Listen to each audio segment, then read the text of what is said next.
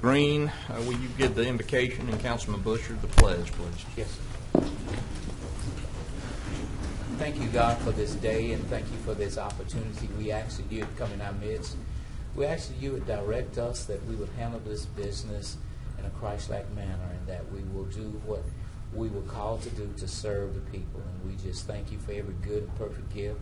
Thank you for what you've done, and we're going to thank you in advance for what you're going to do. It is in the name of Jesus we pray. Amen. Amen. Face the flag and repeat after me. I pledge allegiance to the flag of the United States of America and to the republic for which it stands, one nation, under God, indivisible, with liberty and justice for all. Madam Clerk, will you call the roll? Councilman Bradford. Present. Councilwoman Fuller. Present. Councilman Nicholson. Present. Councilman Busher. Here. Councilman Fleury. Here. Councilman Green. Here. And Councilman Bowman. Tomorrow we will entertain a motion to approve the minutes of the Administrative Conference of January 18th, the City Council meeting of January 22nd, and the City Council special meeting held on January 18th. Does any council member have any awards, recognitions, or distinguished guests? I'll have one tomorrow. Okay. Mayor Perkins, do you have any awards, recognitions, or distinguished guests? Not today. I'll have some tomorrow. Do you have any other communications relative to city business? I do not. Mr. Green, would you come forward, please?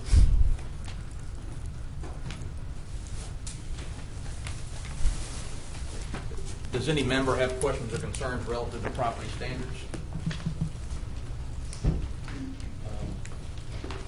Mr. Chair, on the matter that Mr. Green and I discussed, I think will it happen tomorrow, Mr. Green, about the lady that you were telling me will be here No, she's on the appeal for today. for today? Yes. Okay. I just wanted to, she's got some things she's working out, and I just want to give her 60 more days to do it. If nothing else, thank you, Mr. Green. Ms. Jones, will you have a revenue collection plan and implementation report tomorrow? I did email the sales and use tax report, and I will have the revenue collection report tomorrow. Thank you. Ms. Creel, will you have a surety bond forfeitures report tomorrow?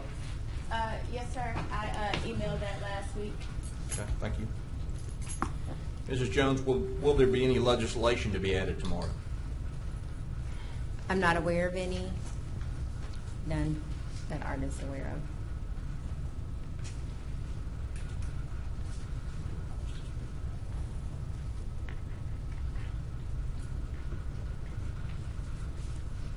Mr. Thompson, are we doing request to speak now? Is that the order of things? Yes. Okay. We have the following request to speak. Douglas Grant. Mr. Grant?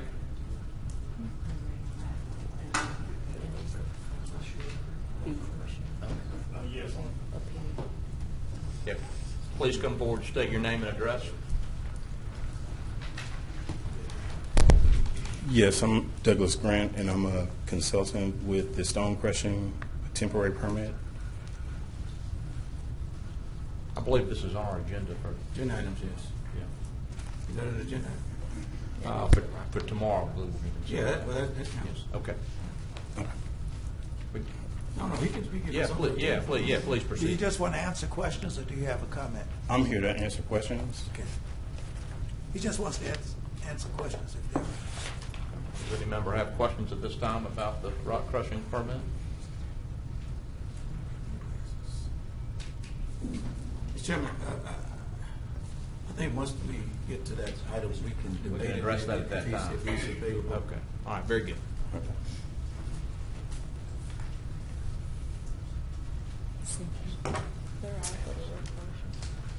And I also have Sean Queta and Romano Diller to speak on the same issue, and my suggestion is that we hear them when we get to that appeal. Is that agreeable?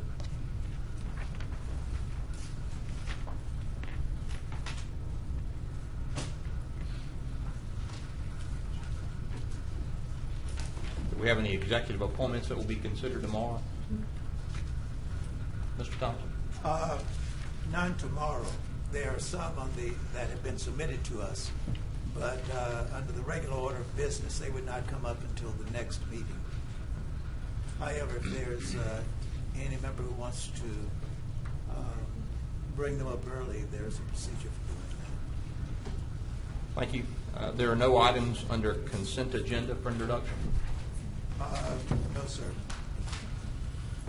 Ms. Jones, let's continue to items to be adopted, if there are any. All right. Resolution number 9, authorizing the mayor to accept a monetary donation in the amount of $250,000 from Shreveport Green, the Corby's Park Foundation, to the city of Shreveport, Louisiana, to be utilized by the Shreveport Department of Public Assembly and Recreation. Resolution 10, authorizing the use of certain city-owned equipment by National Oceanic and Atmospheric Administration. Resolution 11, authorizing the use of certain equipment by Robinson Rescue for the Best in Show event. Resolution 10, to request the legislature to accelerate the repaving of the Jimmy Davis Bridge. Would you proceed to introduction of resolutions, please? Resolution number 13, authorizing the use of certain equipment by Sports Spectrum Race Management and the Red River Cities Triathlon. Resolution 14, authorizing the execution of cooperative endeavor agreement with the Asiana Foundation. Resolution 15, authorizing the use of certain equipment by the Department of the Air Force, Barksdale Air Force Base. Resolution 16, authorizing the use of certain equipment by Shreveport Green for the Great American Cleanup. Resolution 17, authorizing the use of certain equipment by Mount Olive Baptist Church. Resolution 18, authorizing the use of certain equipment by the North Shreveport Business Association. Resolution 19, authorizing the use of certain equipment by the North Shreveport Business Association. Resolution 20, authorizing the execution of a cooperative endeavor agreement with the Historic South Highlands Neighborhood Association. Resolution 21, authorizing the execution of a cooperative endeavor agreement with the Southern Hills Homeowners Association. Resolution 22, authorizing the use of certain equipment by Sports Spectrum Race Management. Mr. Chairman, I'm looking and I just want to make sure that the administration puts a value on most of these usages that we provide with some entities. Are those all listed? I don't see some of them. Yes, sir. They should be listed under finances on each of the fact sheets. Okay.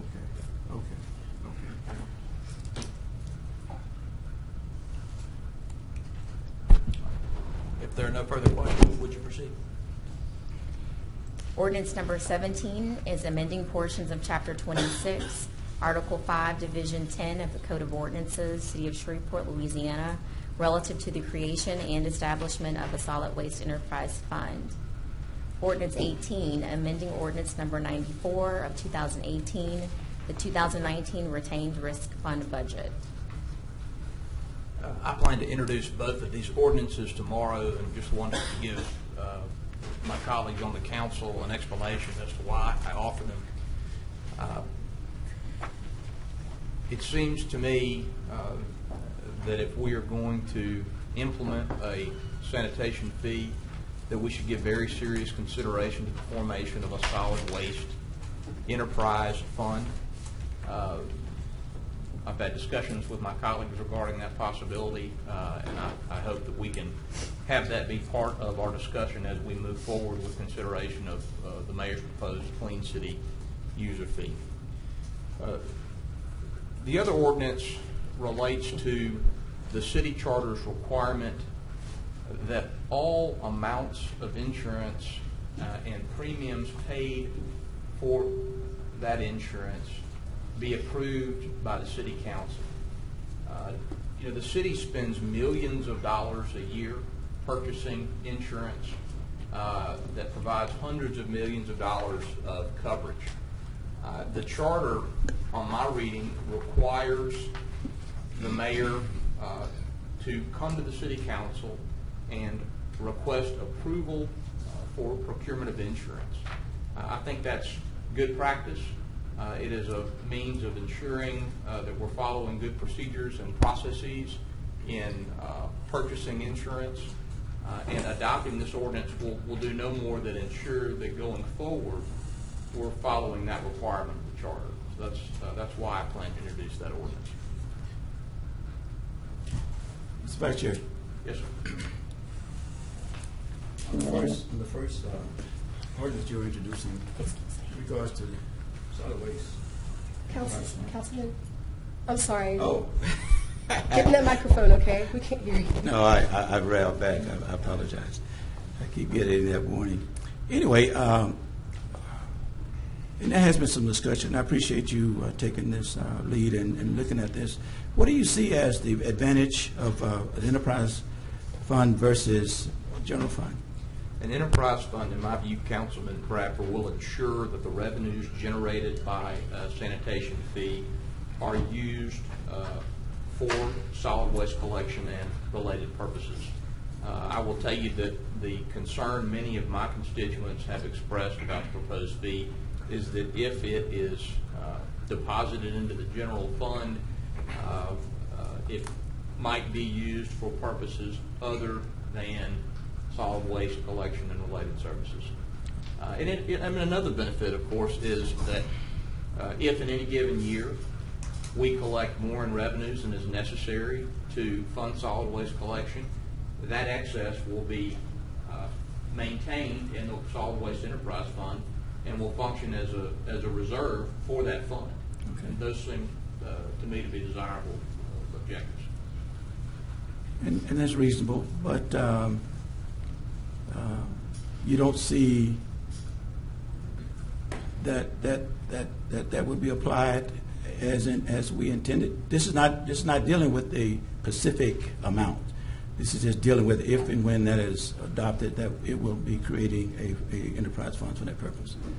I think having an enterprise fund would really amount to self-imposition of some fiscal discipline. I mean, it would require us to collect the money that we take as a sanitation fee and put it in a segregated bucket. I mean, I'm not, Councilman, I know you know what an enterprise fund is, but Sure. I'm talking to the public. Sure. I mean, this is a way to segregate, to set aside these funds and make sure that they are used only for solid waste collection and related purposes.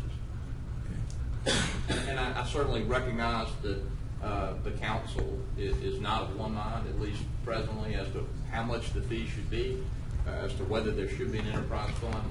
But I do think an enterprise fund is something that we should very strongly consider, and that's why I'm offering this. And again, I appreciate that, Councilman. And again, if we're gonna look into this and changing the fundamentals of how we provide services, I mean, we got to be prudent in looking at the holistic effect of what we're doing. And I think that's a good approach. You know, I think the administration, I don't know if they got an opinion about it. Do the administration have an opinion about this, Mr. Mayor, yet? We do. I mean, so the preference would be for it to go into the general fund this year, but an enterprise fund would assist us with the issue as well. You know, I've talked to Councilman Nicholson about some concerns to make sure that we allocate the funding to what it's meant to do. And this is the council that will be allocating those funds. And I just say we can be very transparent at the end of the year that those funds went there if it goes general fund. But if it goes to enterprise fund, it still kind of solves the same problem as far as we're not supplementing our sanitation costs from the general fund. My concern is we have to make sure that it's above a threshold, and we'll get a presentation tomorrow from the city administrative officer. We have to make sure that it's above a threshold so that in 5 years we're not going back to the citizens and asking for more money. So we'll put up a sustainable amount of dollars, the numbers to show what's sustainable, to show that even in the excess, on the years where there's excess funding, that if it rolls back in, we won't be having to go to the citizens to ask for more money. So yeah, it solves the problem. Again, my preference is general fund, but both of them will get at the problem in different ways. Okay. All right. Well, we just introduced it, so we have time to really review it and see what's the best interest as we move forward. Now, in regards to your second introduction, 118, What motivated you to go this way? If the chart is already stating that there should not be moved in a unilateral way, you feel like? Well, I conferred with Mr. Thompson, Councilman Bradford. He indicated to me that in past administrations, the view has been that the risk management budget ordinance, which generally authorizes the mayor to execute necessary contracts for insurance, was sufficient to satisfy that provision of the charter. Sure. This ordinance will just require the mayor and his administration to come to us and get our approval specifically before millions of dollars a year are spent on insurance.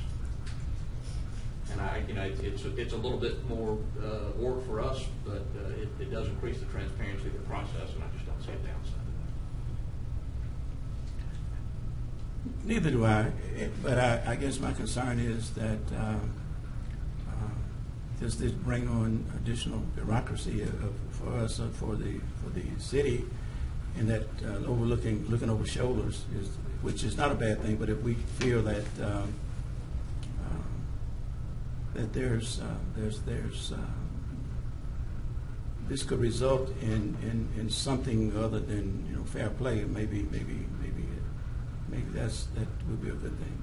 Well, and I'll give you a more specific example. I understand from the mayor and his administration that for decades we had the same insurance agents, and that those relationships were not periodically reevaluated. And everybody sees the lizard on the Geico commercials telling you should call Geico and save $500 a year on your insurance. Well, the city can do the same thing on a periodic basis, but it's not hundreds of dollars, it's hundreds of thousands of dollars. And I think making sure that this comes to the council's attention on a regular basis will ensure that we are doing that. Thank you very much. Yes, sir. Mr. Fleury. Chairman, in regards to the establishment of the enterprise fund, I think that I would be supported if something above $10 or $12 is approved. But if it's a small amount, I'm not sure that I'd want us to tie up ourselves when we might need additional money into the general fund. So I'm a little apprehensive about it. But then again, I see where you're coming from. I'd like to say it probably would take council approval to move funds from different funds. That's generally what I think. I understand. I agree, yes, sir. I think this council would have to approve something before the administration moved. Now, in regards to the insurance, there's a couple of things I'd like to say about that.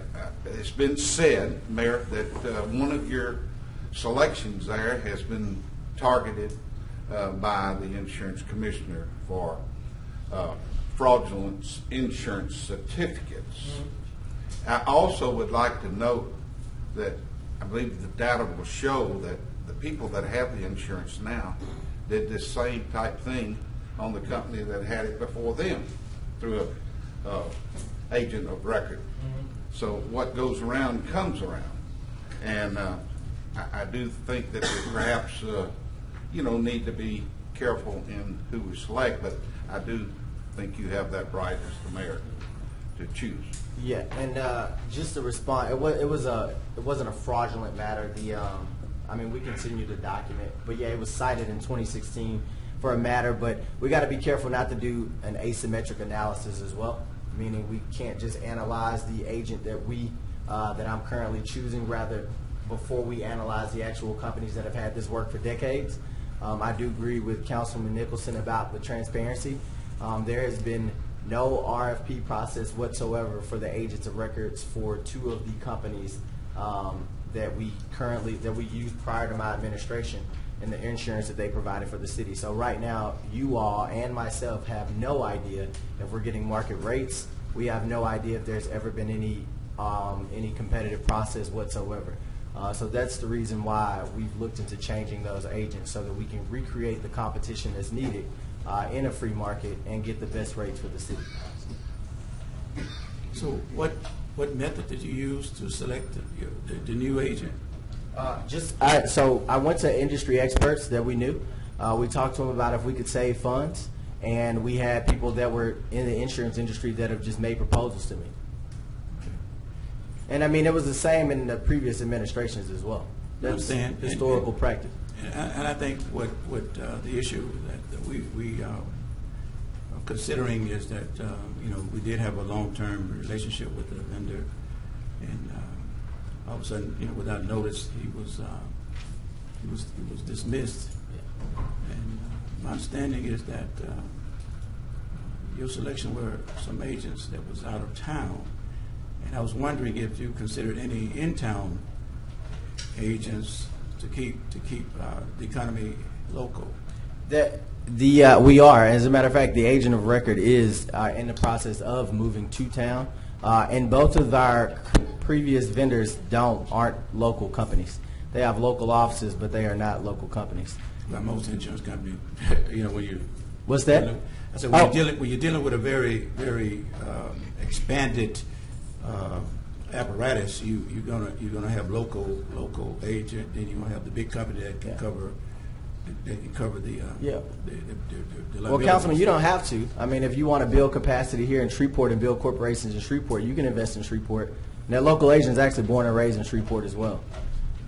Well, I guess I'm not. Again, I just became aware of this, and I'm just saying I'm pro Shreveport, and whenever we could utilize local, I would suggest that we will, do everything we can to utilize local.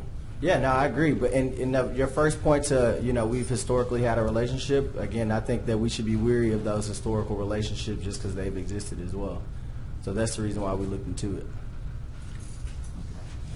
But I think Councilman Nicholson's proposed ordinance makes good sense as well. Councilman Butcher. First, let's talk about the insurance a little bit, and you brought up several of the points I was going to bring up. I did have a call from one of the leads at one of the agencies. He lives in my district and was extremely concerned just about how it all went down. And I guess my question, Mayor, is if there was a process, what was that process? Did you get quotes for them, or because according to this gentleman who called me, he didn't know anything about it until he got the cancellation. And I hate to see us not, and I agree. I mean, we have to look at everything we're doing, but we need to also be prudent and look at it on a cost and also a relationship standpoint. So was there a due diligence done as far as talking to other agents and other agencies as far as getting quotes, or was this the two agencies that ended up with the business? Were they the only ones that were spoken to? And then back to our current insurance company or our former insurance company, were they at least contacted and said, "Hey, is this the best you can do?" And I guess I just owe him that answer. Yeah. No, and I mean, one of them was in my office today, and we were talking about the fact that they haven't provided the administration with any documents whatsoever, and not my administration, but previous administrations. The process was the same process that the ordinance allows for the mayor to execute. We did our due diligence within the office and reached out to industry experts, and we chose the person that we thought could save the city most money and provide the highest quality. So it's the exact same thing that other administrations have done. Only thing with this is, the council is actually paying attention to it this time. Gallagher has had a contract for, I believe, 19 years, and then Risk Services had it for 36 years. That's enormous, especially without any scrutiny whatsoever. So I'm glad you guys are paying attention to it, but we are in accordance with city ordinance in the way that we've gone about our due diligence. Okay. Well, I believe that this is a good start. Councilman Nicholson's this ordinance that he's proposing, I think that that's a good way for us to have a little bit of oversight where we're not, getting calls from constituents saying that they've lost $500,000 worth of commissions through two companies. That's a hard pill to swallow, because that trickles down to my business, his business, your business. It all trickles down. if we're taking that much out of our community. And I hear what you're saying about the gentleman that took it. Yeah. He is from Shreveport, however, he does not have an office here at this point. Yeah. So that's my concern. And we've only changed one.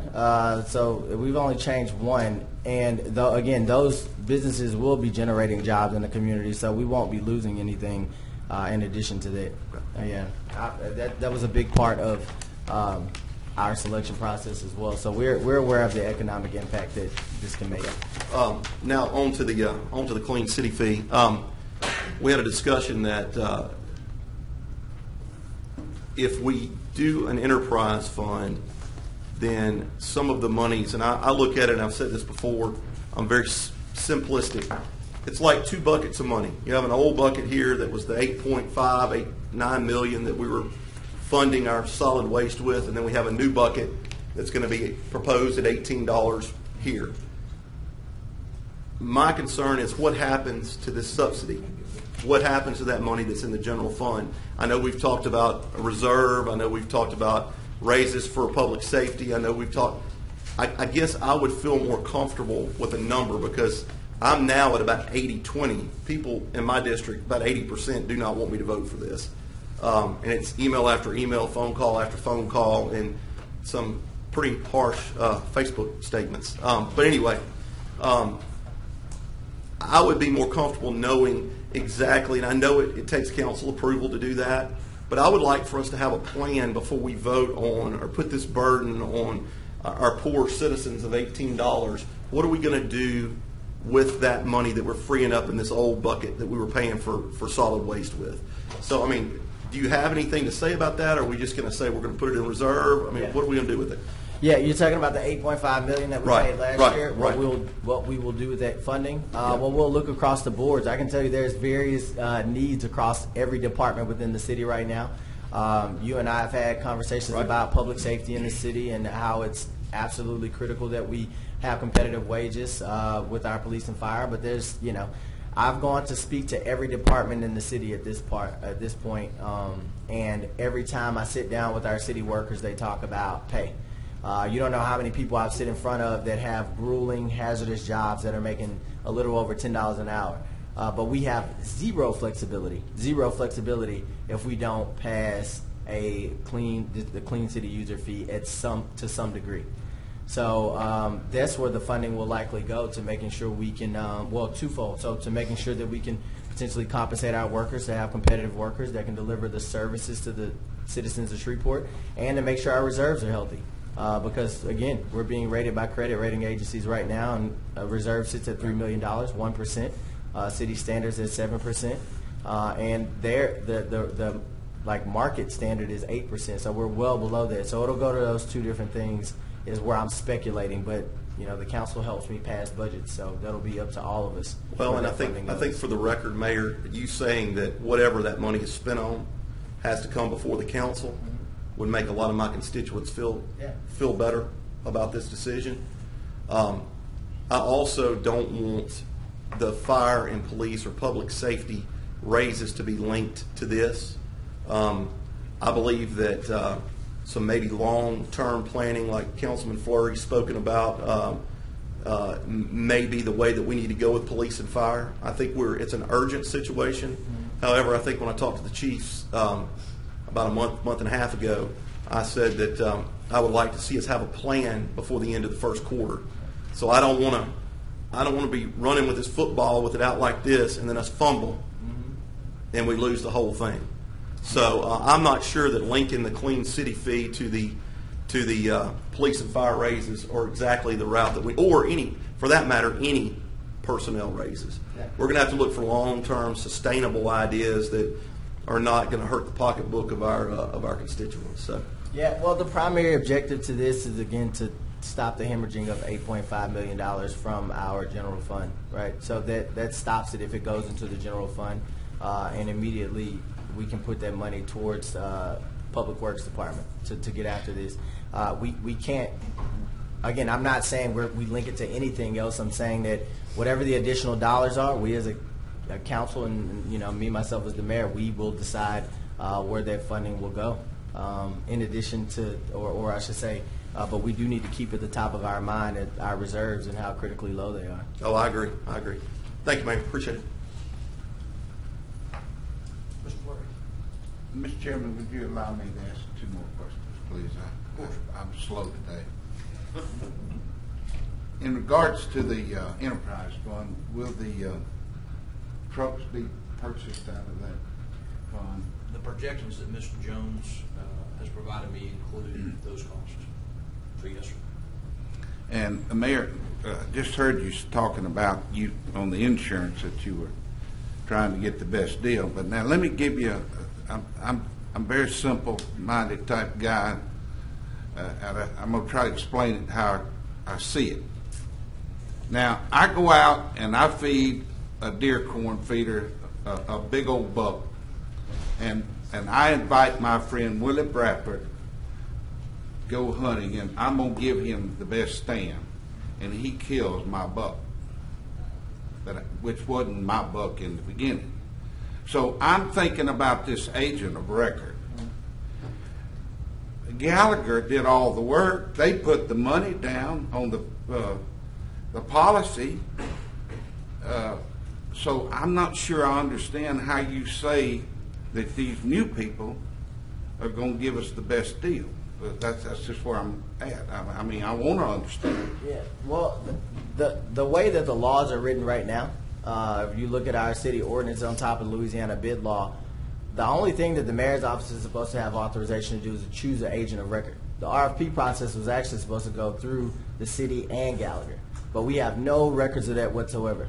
So you're talking about the shopping that they've been doing or the buck that they killed. You have no idea what buck they killed. Neither do I, and neither does anybody on the council.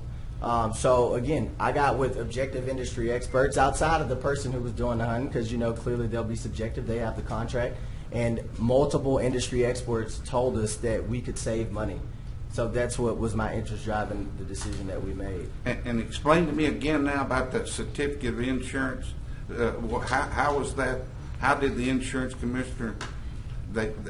What was the deal on that? There was.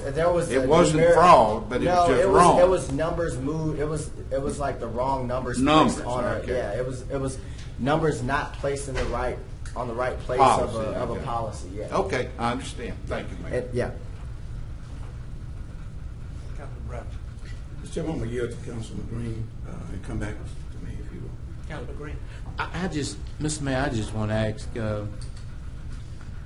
in your administrations for the city employees, will you have 2 groups of people, whereas you would call this group up here the elite, and then you'll have the others as the rest of them? Because I just think if we're going to develop this pie, then it ought not just be all the time fire and police. I love fire and police.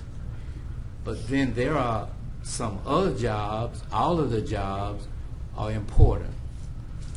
And if we're going to bless some people over here and say to the other people, y'all need to wait because we got 2 groups. We got the elite, and we're going to take care of the elite, and the rest of y'all will fit in when you get in.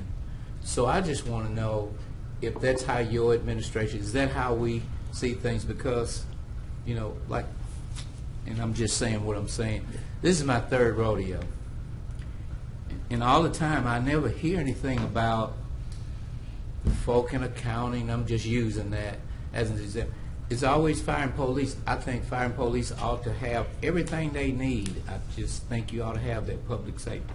But I just think the rest of the people ought to feel that we up here that's getting the pie together and that's going to distribute it, that they are important too.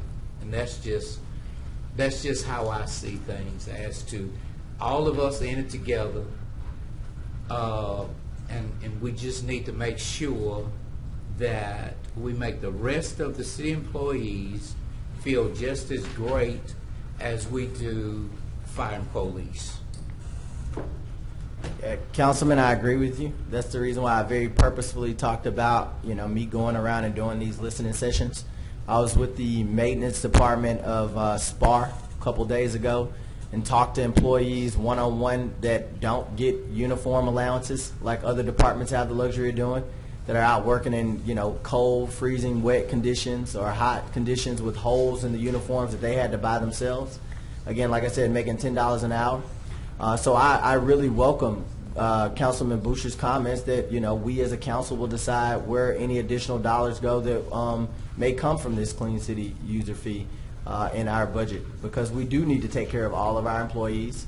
Right now, myself and Angelita, the HR director, we've set a date in late March to go over our grading scale right now and what our employees get paid, to figure out ways to compensate them from the funds that are already available, that are on the books right now. So we're going to be reviewing how much we contract. We're going to be reviewing the funded positions that remain unfilled to see if we can collapse some of those to be able to pay our city workers more. So I say all that to just tell you it's at the top of our mind to make sure we compensate city employees. And I've gone out to every department to let them know that we'll be fighting for that. Yes, sir. Now, I'm not saying that I'm voting for, I don't want anybody to get the wrong understanding that I'm for the $18. We got to do something. Mm-hmm. But with this pie, everybody has a fair share. And I just think that when we get ready to distribute it, that we ought to make all of our employees feel important. And then we ought not kill our citizens trying to get from point A to point B, because we didn't get here overnight. So therefore, it's a process. We got to be able to tell A, that we can't do all of what we want right now because we got to help B. And then we got to tell B we can't do all what we want because we got to help C. But I just believe if we cut the pie right, then we will have enough for everybody and some will be left over. Thank you, Mr. Chair. Councilman Bradley. Yes, sir, Mr. Chairman. I just wanted to ask the mayor in regards to changing agents in this situation. Did you look at any opportunity for fair share to be participated? I'm glad you bring that up, Councilman. The agent of record is actually a minority. There is zero minority participation in both of these programs for the last 30-plus years. The new agents, 1 or 2 are minorities? So there's only been one agent, to clear the record. There's only been one agent change. There's 2 historical companies that have provided this service, Risk Services and Gallagher. We've only changed one of the agents at this point for one of the plans. The other plans are going to come up in March. That one agent that we changed is an African American, which again is the first representation of minorities in over 30 years for these services. Okay. And different issue, but the same subject. And will you commit to seeking minority participation, fair share in all contracts and procurements? And I said on the campaign trail, I don't see any sense to us having a fair share program and having a goal of 25% without actually getting to that goal. So yeah, I commit to that in this scenario just like I do in every other scenario because it's our program. Okay. Thank you, sir. Ms. Jones, would you proceed with ordinance on second reading and final passage, please? Ordinance 79, notifying Union Pacific and other interested parties that the city engineer and director of public works through the office of the mayor are authorized to begin the process to reopen vehicular access from Lake Street to Commerce Street to Shreveport Discovery Center, including reopening vehicular access to cross over the Lake Street Railroad grade crossing.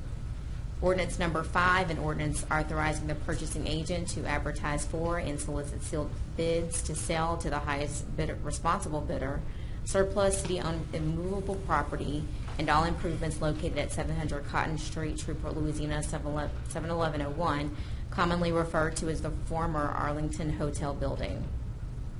This ordinance has one amendment. Ordinance number 6, amending various articles and sections of the City of Shreveport, Louisiana Unified Development Code. Ordinance number 7, amending and reenacting portions of chapters 74 and 79 of the Code of Ordinances relative to the solid waste collection fee. There are 2 amendments to this ordinance. Ordinance number 8, amending and reenacting portions of chapter 26, article 4, division 2 of the Code of Ordinances relative to the solid waste collection fee. There are 2 amendments to this ordinance. Ordinance number 9, amending the City of Shreveport, Louisiana 2019 General Fund budget. Ordinance 10, amending the 2019 capital improvements budget. Ordinance 11, amending Section 2-191 of the Code of Ordinances relative to the Department of Information Technology. Ordinance 12, authorizing an encroachment onto the city's public right-of-way located at 1961 Midway Avenue and 1965 Midway Avenue as more fully described herein, and to authorize the mayor or his designee to execute an encroachment permit with the Caddo Parish School Board. Ordinance 13 is zoning case number C-1-19, an ordinance to amend the official zoning map of the City of Shreveport Unified Development Code by rezoning property located on the west side of Hope Street, approximately 250 feet northwest of Snow Street, Shreveport, Caddo Parish, Louisiana, from R3 Multifamily Residential District to C3 General Commercial District. Ordinance 14 is zoning case number C-3-19, an ordinance to amend the official zoning map of the City of Shreveport Unified Development Code by rezoning property located on the north side of East Florida or Lucas Road, approximately 1,000 feet east of Ellerby Road, Shreveport, Caddo Parish, Louisiana, from R17 Single Family Residential District to C1 Neighborhood Commercial Planned Unit Development District. Ordinance 15, zoning case number C-6-19, an ordinance to amend the official zoning map of the City of Shreveport Unified Development Code by rezoning property located on the northeast side of Forum Drive, approximately 410 feet northwest of Corporate Drive, Shreveport, Caddo Parish, Louisiana, from natural areas districts to I-2 Heavy Industrial District. And ordinance 16 is zoning case number C-85-18, an ordinance to amend the official zoning map of the City of Shreveport Unified Development Code by rezoning property located on the northwest corner of Missouri Avenue and Jackson Street, Shreveport, Caddo Parish, Louisiana, from R2 Multifamily Residential District to C3 General Commercial District. Mr. Thompson, is there any tabled legislation to be removed? No, sir. Okay. Thank you, Mr. Chairman. There was certainly 79, the Lake Street crossing. Do we have an update on that? Well, our city engineer will come up. I'm sorry? Our city engineer will come up Okay. and update you.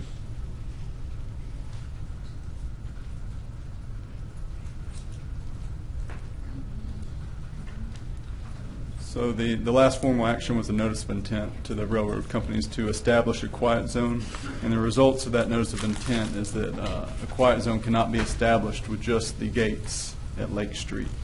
So there's a quiet zone is a half-mile in distance. So from Lake Street, we look at a quarter-mile in either direction. There's several other pedestrian and vehicular crossings within that half-mile. So right now we're just evaluating what to do. We're looking at all the crossings. We've got cost estimates with lots of assumptions. We need to do a diagnostic, meet out with the diagnostic team to look at each crossing and see what's going to be required at each one. So we're planning on doing that. We're looking into funding options to get some assistance, maybe some grants out there to help with this, because you know the expense with one gate, it's $575,000. Multiple gates and multiple crossings is going to get very expensive. So we're exploring that right now. Okay. Well, I mean, the major, and Mr. Chairman, this has been an ongoing situation in regards to the parties who have businesses on Lake Street, and it was established, I think, in 2013 or 2014, and in consideration of Holiday Inn, that we would close that crossing until we can resolve this noise nuisance. Now, Holiday Inn have upgraded, and then they're also upgrading a Holiday Inn across the street. They generate a tremendous amount of revenue for the city, as well as they have quite a bit of employees, and they would be most affected. They have committed to contributing to the to create whatever quiet zone we can come up with, and I think they still have that commitment. So while we're working on this, I mean, it was to come up tomorrow. I'm gonna ask that we postpone it until we can get further information on what do you see as some alternatives to make this applicable for everybody. So Mr. Chairman, if I think it would be beneficial for us and for those that would be affected if we was to delay this until we could get further information from the engineering department. And in regards to the solid waste fee ordinance is 789. Can you come back? I want you to speak. I'm sorry? No, I want him to speak. I didn't want him to walk away. Oh, no, I'm finished with that item, unless somebody else wants to address him. I just didn't push my button fast enough to say that before Councilman Bradford could. That's all. Oh, are we thinking of I was basically going to say what you did, Oh, but great. you pushed your button faster than I did. Very good. So we're Thank good. you. Okay. And I apologize for circumventing you. That is a district, but I just wanted to do what's fair for them. Thank you. So in the next my next.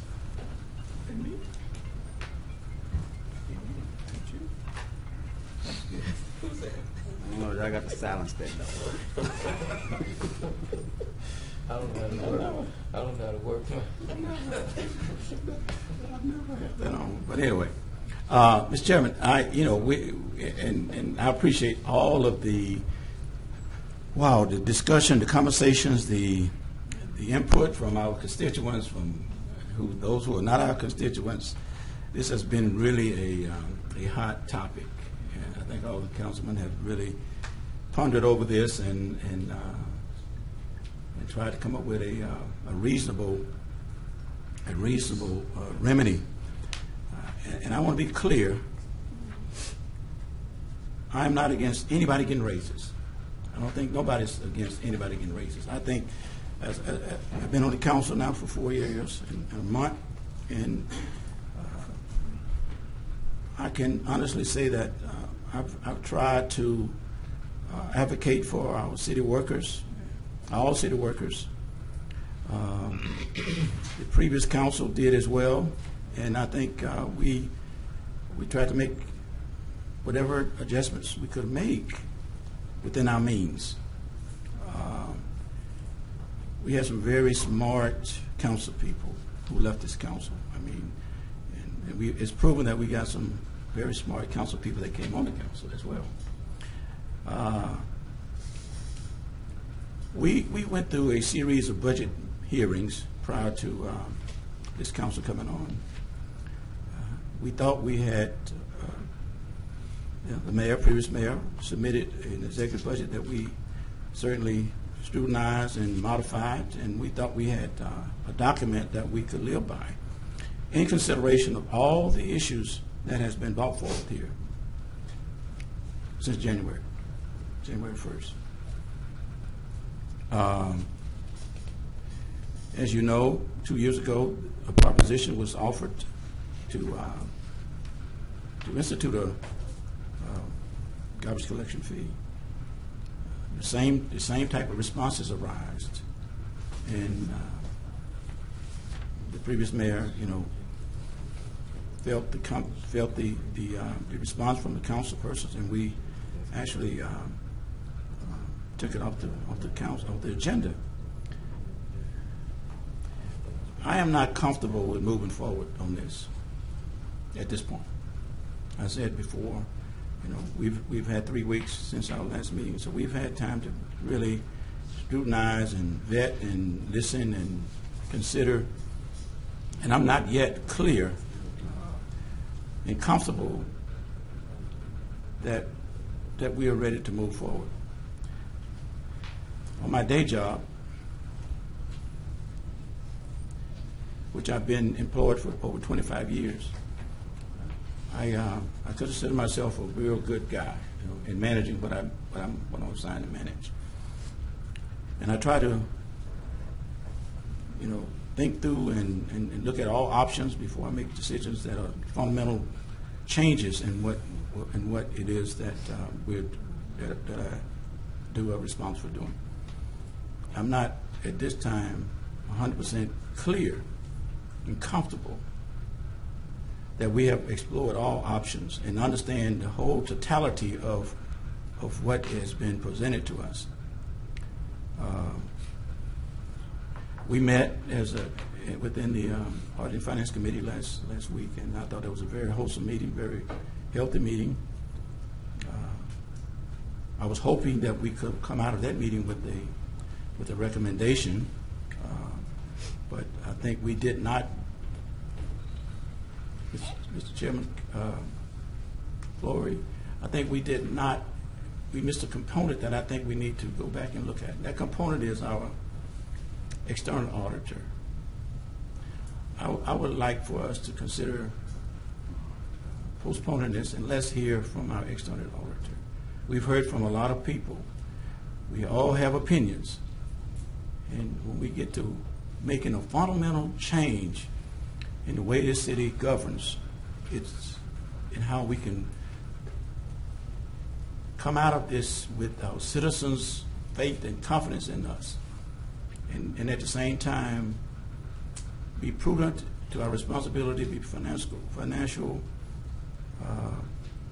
responsive. We need to hear a little bit more. We need a little bit more information, because I don't want to do something that we would regret and then we battling to get it undone. So I looked at all three and the amendments that are attached.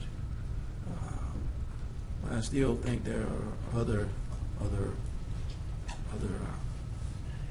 other considerations that could be made. So I will be making a motion tomorrow that we would postpone. Thank you, sir. Thank you, Mr. Chairman. So you're saying you're looking at postponing because of you don't have enough information, or because of the citizens as a whole, because of where they standing at, some of the ones that you talked to, that you explained to us that you talked to? Well, you know, thank you, Mr. Chairman. One of my initial concerns was the elderly, the impoverished, those that are on fixed income, and I'd say my district, and I may be wrong, probably has its share of those type of individuals, and they, that's a consideration, but also, and it may be a greater consideration, is the fact that this body is charged with the responsibility of governing and presenting forth legislation. And I'm saying, I may be a loner on this, but I'm just saying, if I was to make this move on my day job without having the information that I think I need, I would consider myself being irresponsible. And the urgency of it, I still the urgency of it. Especially the reserve issue, we talked about that during our budget sessions. I'm not clear if the urgency is what it has been presented to us. The pay raises certainly need to be looked at, but I'm saying there are other alternatives that I think that we need to consider, in addition to the ones that has been proposed by council members. So. But I'm saying, as far as comfortability, I can't go into detail by detail, and I think there were several forums that was held. There was one very good one, like last week at Southern Hills, and the emails. We know. I mean, we got those. But I'm saying, I just want to be right and fair, and have confidence of our people when we do this. Okay. I have Mayor Perkins, and then I have Councilman Nicholson. So I want to shift the conversation on the impact of this outside of pay raises. The one that jumps to everybody's mind initially is probably going to be the sanitation workers and what this looks like for them if we don't get it passed. and the fact that our city will still lag behind with garbage pickup. That's one. But I want to shift the attention to operations that will be cut if we don't get this done. Because we will be cutting the budget across various departments. So then the conversation is not about giving raises to police or fire or the elites and non-elites. It's about what services we'll be cutting and what positions we'll be cutting. And I just want everybody to be clear about that. There will be cuts if this doesn't pass because of, Councilman Bradford, Fleury, the state of the deficit, of the reserves right now and what I inherited. I didn't want to pass this, and this isn't a fictitious clock I've put up. You can Google it. You can call the S&P. You can call anybody that evaluates municipalities and see if Moody's evaluations are real and whether or not they consider reserves. You can see if S&P evaluations are real and whether or not they consider reserves. We will have to get our reserves back up to a healthy place. So there will be cuts across the board in every department. You talk about city services in the summer and summer programs we provide to kids, we're going to have to be looking at cutting it or asking them to pay for it. Like I said, this is going to go very deep for us if we don't act now. We've answered every question you've asked. We held a finance committee session. We've done everything you've asked. More deliberation is still, inaction is still action on this. The clock is ticking. If they come here today, we could be downgraded. There is no action whatsoever from the recommendations that they gave the previous administration. So I just want you to consider all of that as you go forward and you talk about postponing this, that we do not have that luxury of knowing when we'll be evaluated. We don't have the luxury to keep going the way that we're going. And that's the reason why I'm bringing this forward. It isn't something that I wanted to do. Okay. Councilman Nicholson. Mr. Chairman, I just wanted to explain to my colleagues and to the public the amendments that I've offered to the mayor's proposals and again discuss briefly the solid waste enterprise fund ordinance that I proposed. I have and others on the council have spent a tremendous amount of time over the past several weeks looking at our solid waste budget. I've had multiple meetings with Ms. Jones and other members of the mayor's staff, and I have come to the conclusion, based on the information that she's provided me, that we must get solid waste off our general fund books. Okay, we cannot afford to continue subsidizing that service to the tune of $8.4 million, and that situation existed when we all took office. It's obviously not something that Mayor Perkins is responsible for, but it is a problem that we all have an obligation to fix. As I've said previously from my chair here, we have a 1% operating reserve. We have a pension fund that has the pension fund equivalent grade of an F because it's so poorly funded, and we must improve those numbers. It seems to me that a solid waste enterprise fund with a fee that is sufficient to cover those operations is a responsible first step. It's not a total solution to the city's budget problems, but it is something that we need to do. Ms. Jones' data indicates that a fee in the range of $13 is sufficient and necessary to fund an enterprise fund and ensure that we don't have to go back to the general fund for subsidy or increase the fee for the next 5 years. And so I urge my colleagues on the council to consider the consequences of not addressing this issue promptly and head on. I think it's what we've got to do. Thank you. Thank you. Councilman Bradford. Yeah, I just want to follow with the mayor and make another comment.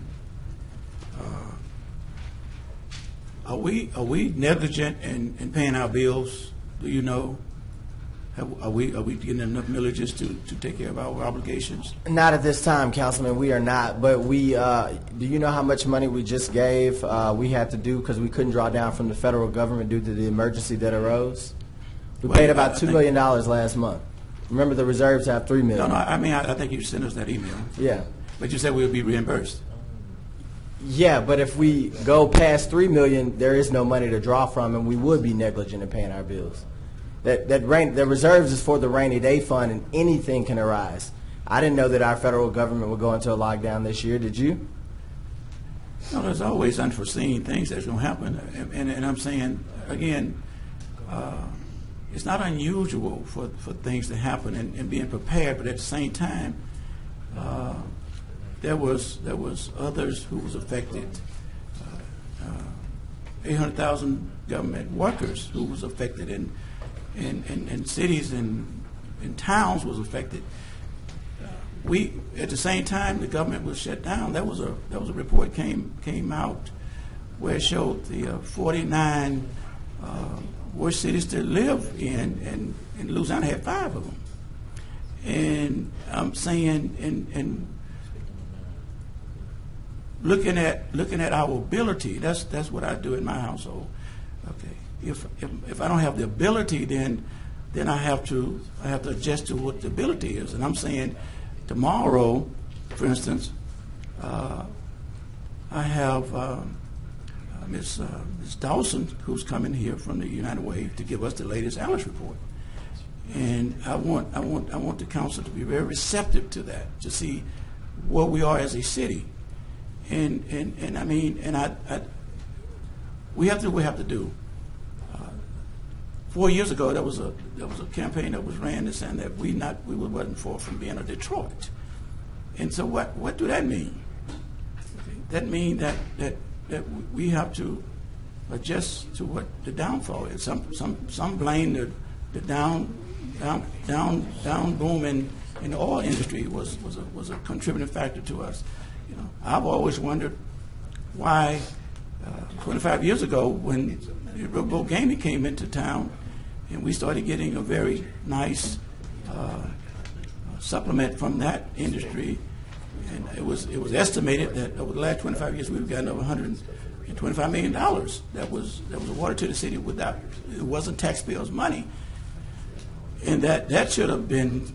And we readjusted how that would be utilized, and now we don't even have that no more.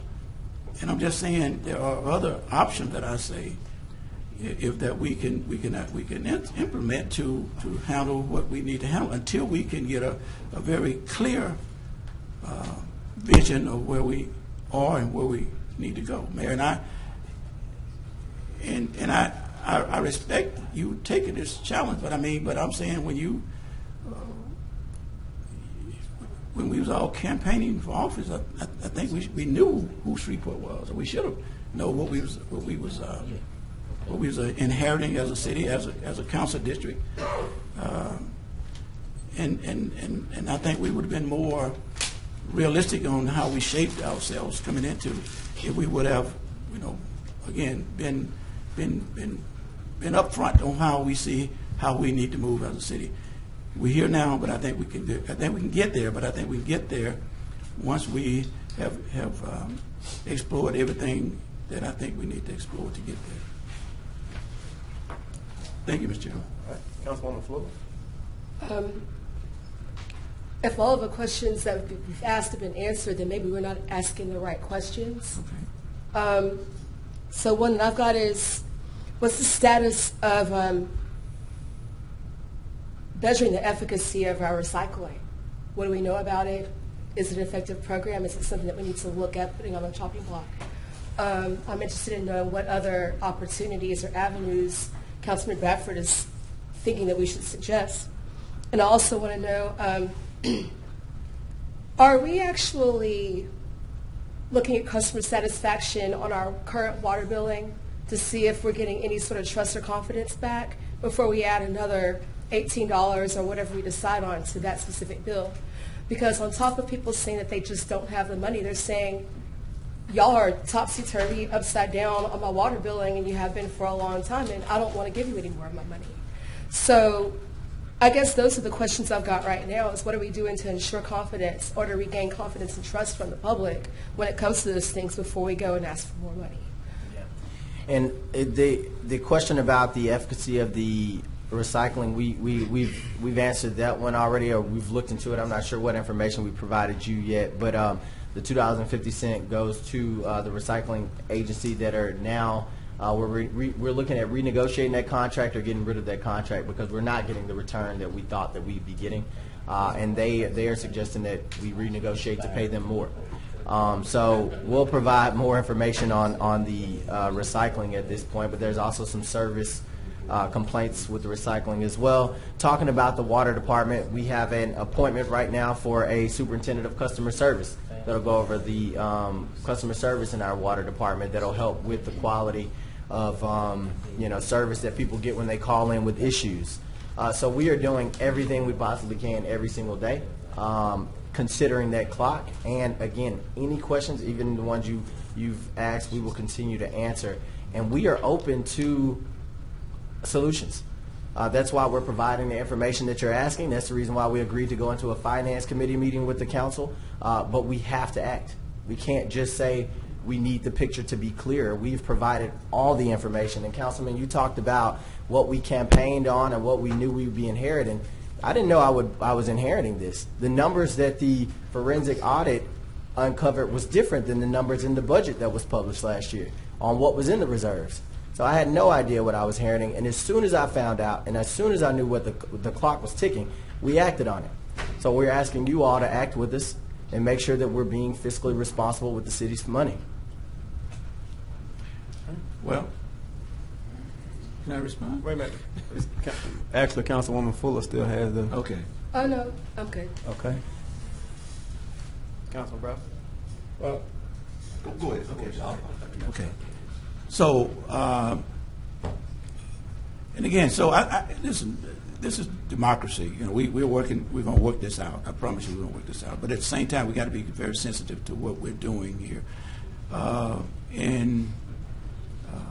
See, I mentioned where I go that to attach it, and that's the only remedy we have to ensure we can enforce it. Is the only utility that we have is water, and that it's real that there are some that can't pay it that amount. Okay, and to penalize, the penalty is if you don't pay a garbage collection fee, which is, again, apples and oranges to water, a necessity versus something that is being levied by the city, is two different things. And I'm saying that I think that's a pretty high requirement to say, if you don't pay your fee, we're going to cut your water off. Now you can't cook, you can't take your medicine, you can't bathe, you can't do a lot of things. And then we looked at the information that was passed to us about the assistance program that is administered through the CCA, which is really, I don't know how anybody ever qualified for it. It's really a stretch to be eligible. I mean, did y'all review that we sent? So, I mean, there's a lot of things, and I think we're going to have some more conversation, but in regards to Council Lady, a staggered process. You don't see that as a viable option? No, I didn't say it wasn't a viable option. I'm just saying we need to act, and rather than shelving and pushing, because constituents are tired. You know, our constituents are tired of talking about this fee. I think we need to give them some notice on how we're going to go forward and how we're going to take care of the city. So just shelving it and requesting more information and putting, my staff through answering more questions is not going to be helpful. If we don't have the resolve right now to solve this problem, then I don't see anybody developing that courage over the next, 2 weeks just because they had an additional 2 weeks. If we need to push it because of an enterprise fund is what we recommend, then let's push it. It would be a 2-reader, so let's push it because of that. But saying we need more information and we need to develop a clearer picture, I don't know how much more clear we can paint. Well, I guess that's my background. When people come to my clinic, and they may get one diagnosis from a doctor, they say I want a different opinion. Yeah. So when you hear something you don't want to hear, you do that sometimes. I'm sorry. I said when you hear something you don't want to hear, you'll do that sometimes. No, but sometimes I've seen situations where guy be taking 12 medicines a day, and they say, wait a minute, you don't need all this medicine. We're going to reduce that because they have expanded knowledge of things. And I'm saying we did not engage some professionals that I thought maybe have some expanded knowledge of what we're talking about. I mean, we've talked, but all we did is looked at some numbers and figures and say, this is our opinion. Our constituents have looked at their situation. They looked at their pocketbook and say, this is my opinion. But I'm saying, as it relates to addressing the fundamental issue of why we are where we are, and we didn't get this way overnight, and I don't think we're going to cure it overnight. So I'm saying that let's look at some. We got 3 propositions and amendments, but I'm still saying that we still may be able to look at some others. And you said it, and it may be the option that Councilor Nicholson, if he introduces a legislation that will delay this, then that maybe we need to adopt that and delay it. So, but I'm down for solving some problems. I'm a problem solver, you know. But at the same time,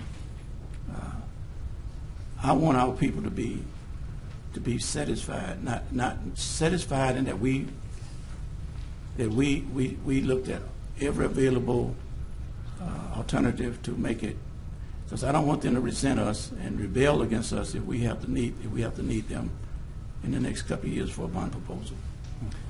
Thank you. Thank you for your listening. All right, Councilman Booch. Thank you, Mr. Chairman.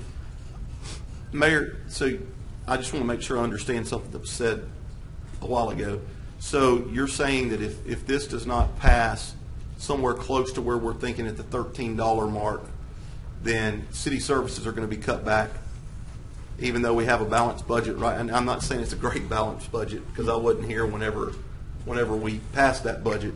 But you're saying that we're going to start cutting services in order to get that reserve number up? Yeah, very likely we'll have to cut services if this doesn't get passed, if nothing gets passed, right? If we have to try to supplement $8.5 million next year, considering wages going up, considering inflation, considering healthcare costs. Well, let me take away wages going up. Just inflation and healthcare costs alone. You're looking at a real cut of about 4% of a city budget. So it's actually going to be a cut if we don't get anything passed. And yeah, we're going to have to look across the board at services. Where I'm at with all of this right now is, and I appreciate your staff, getting us the things that we've asked for. However, it seems almost like we get one question answered and it starts to snowball into another question, or at least that's what we're getting from our constituents. 80% of my people are against it, like I said earlier. 50% of them are asking me, why are we not going to the taxpayers for this to approve this? I understand the urgency. It's only been a month.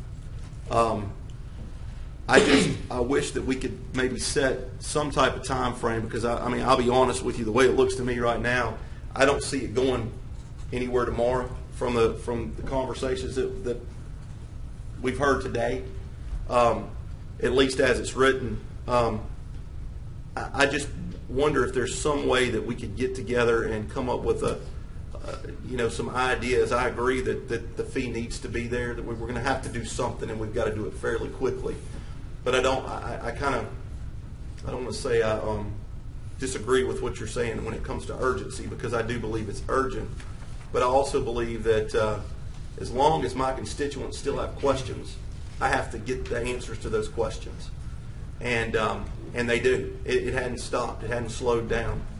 I'm pretty much where I'm at today is I'm at a stepping off point, backing up and saying, hey, we may need to regroup here, but we need to do it with urgency. I mean, we can smell the smoke in the house, but we may not need to be running out right now. So I just feel like that, I guess to answer your question, whenever you said that to Councilman Bradford, that as long as my constituents are answering questions, I'm going to have to continue to ask the questions. And right now, for me, $13 sounds fine. But whenever I've got them asking me, well, why are we not taking it to the taxpayers? And why are we not going to the voters? Those are the questions that need to be answered for me. So respectfully, I'm kind of at a backing up point and looking at it. I just don't know where to go from this point, to be honest with you. So, thank you, Mr. Chairman. All right. I have Councilman Green. Yes, thank you, Mr. Chairman. My proposal is on with what Councilman Fleury has an amendment. What amendment is that, Councilman Fleury? Amendment 2. I'd be willing to vote on that tomorrow to get that $5 fee and go to the citizens and ask them for how much percentage I talked to you about, Mr. Johnson? Probably a quarter of a cent. A quarter of a cent. And Sales tax. Sales tax, and after 12 months, take the $5 off, and the sales tax would take care of the rest, and we would at least be moving in some kind of direction, and then we would go from there. That I'll be ready to vote on that tomorrow, so that Kill Radio won't have to call me tomorrow. And John is already here. John, you tell him that I'll be ready to vote for that tomorrow. Thank you, Mr. Chairman. All right. I got it. And also, Mr. Butcher said he would second it. And we'll be ready. We'll have this out of the way. We'll have something cooking. We'll be done with that, and we can move on to something else. So that's what I'll be ready to vote for tomorrow. If this come up tomorrow, you can quote me that I'm ready to vote on this so that we can have something to do something with. I'll be ready to roll on that. Gotcha. But then the question goes back. The question goes back to you, Mayor. $5. I mean, is that going to get us where we need to be?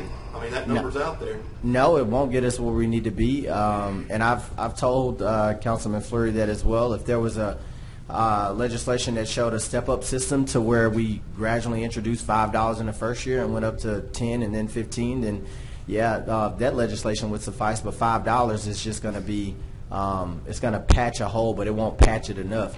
And you made a comment earlier about we have a balanced budget. We actually don't. The revenues last year. We took more, but I mean, Yeah. we passed a balance. You passed because we dipped into a reserve, I didn't though. pass it. Yeah, I didn't pass it. The former council passed it. Somebody passed the budget, and it wasn't balanced. And I just wanted to point that out. It seemed balanced because we dipped into the reserve. My point was, we have an operating budget right now, and I guess my question was, are we going to start cutting services off of that operating budget in order to? Yes. Okay. Yes. That was my question. Yeah. The goal would be to actually have a balanced budget so that we can have a healthy reserve, so that our we have a rainy day fund as suggested. And again, it's the city ordinance, city policy, or whatever, to have 7%. We just haven't been, adhering to our own guidance. I got Councilman Green and then Councilman Fleury. Also, Mr. Mayor, to add it, I wasn't just leaving it at that $5. It would be a step up if we did not get the sales tax passed. Gotcha. If we got the sales tax passed, then we would have the rest of the money to do whatever we wanted to do. So therefore, if that needs to be in the legislation, then we could put that in the legislation. We just wouldn't leave it as a high and dry $5. It would be going out, saying to the citizens, this is what we need, and if we get this, then we can move from point A to point B. That's the proposal that would be helpful. We just got to be mindful of how much, how often do we want to bring this to the citizens? Do we want to solve the problem and then go on to other business, or do we want to continue to bring it up every couple quarters, every year, when we can create a plan right now to be able to afford our? And then, like I said, I'm open to any solutions that we can come up with, but I think that there should just be a consideration. Okay. So would you like for us to change the legislation to put the steps in, that if point A doesn't happen, then we will have to go back to whatever? Yeah. We can always. Wait a minute now. Budget process takes care of it. Yes, okay. Every year we have a budget process. Not only that, this council could adopt a resolution or an ordinance at our pleasure. So we always have that option. Councilman Fleury and then Councilwoman Fuller. I've answered that. Okay. The budget process takes care of itself. Councilwoman Fuller.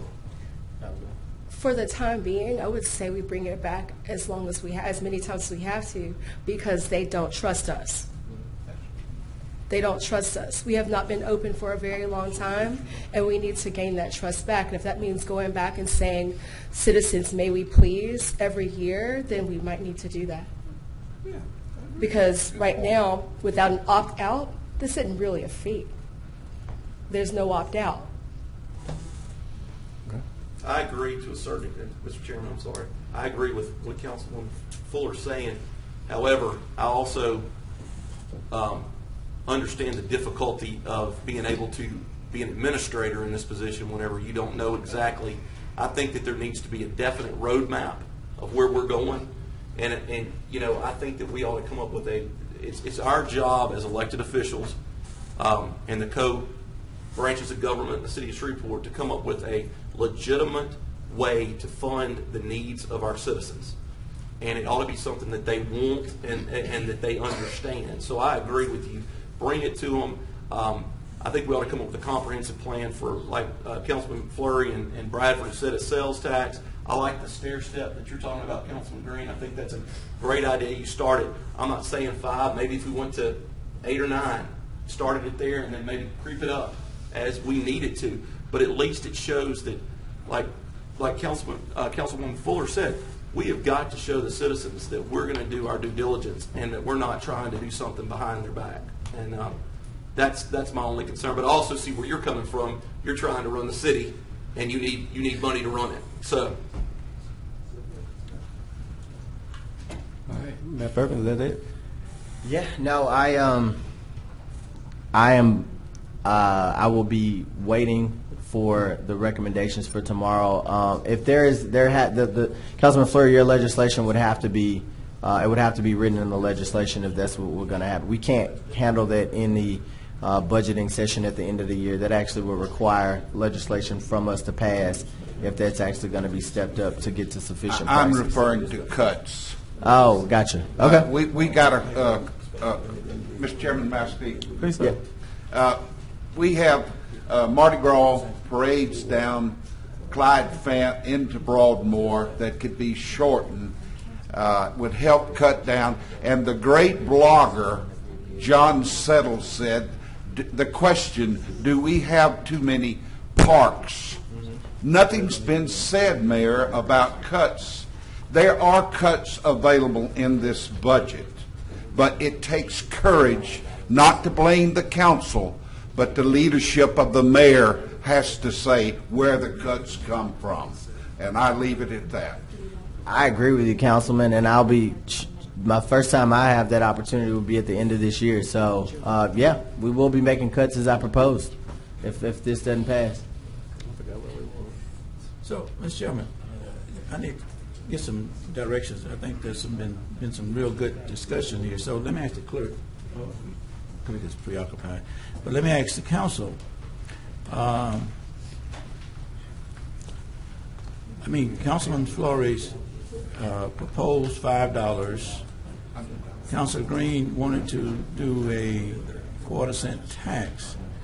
Now, and if that would, just clerk, what would that entail? Let me say first of all that we've been asked to look at the 1/4 cent sales tax or half cents or whatever. Sure. We don't have the answer on our side to all of those questions. Number one, we don't know whether we would have to go to the legislature to get permission to raise the sales taxes. I just don't know the answer to that question. Shriek, I don't know if y'all have looked at that. And Yeah, Charles has been doing some research and pulling information, and we'll have those answers. I'm sorry. We've had Charles Madden, our finance director.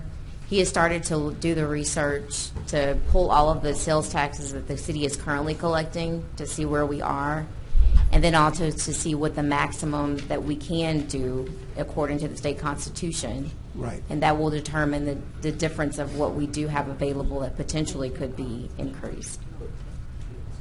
So we don't know the answer to that yet. And then we would also have to call the special election to do it. So there are a number of steps that we need to go through and background information we need before we can say what the time frame would be before we can do that. So, and again, I understand what you say, but I guess what I'm trying to ascertain now is if the government state or whoever, we in compliance to move forward, we would need at least 6 to 8 months before we can actually apply it to the next cycle of elections. So with the $5 generate some additional revenue to keep us afloat. How do you see that? It's about $4 million. It'd be $4 million? It's about $4 million. Between now and the end of the year? That would be the annual amount. So from now, if we had the fee to go effect in April, then it would be less than that, maybe about right under $3 million for 2019. So Councilman Green's suggestion that, and again, even though our overall combined sales tax that the city citizens endure is what, 8.75 or 9? What is it? What is the total between state, local, state, and parish school board? What's that number? 8.5 or 8.25?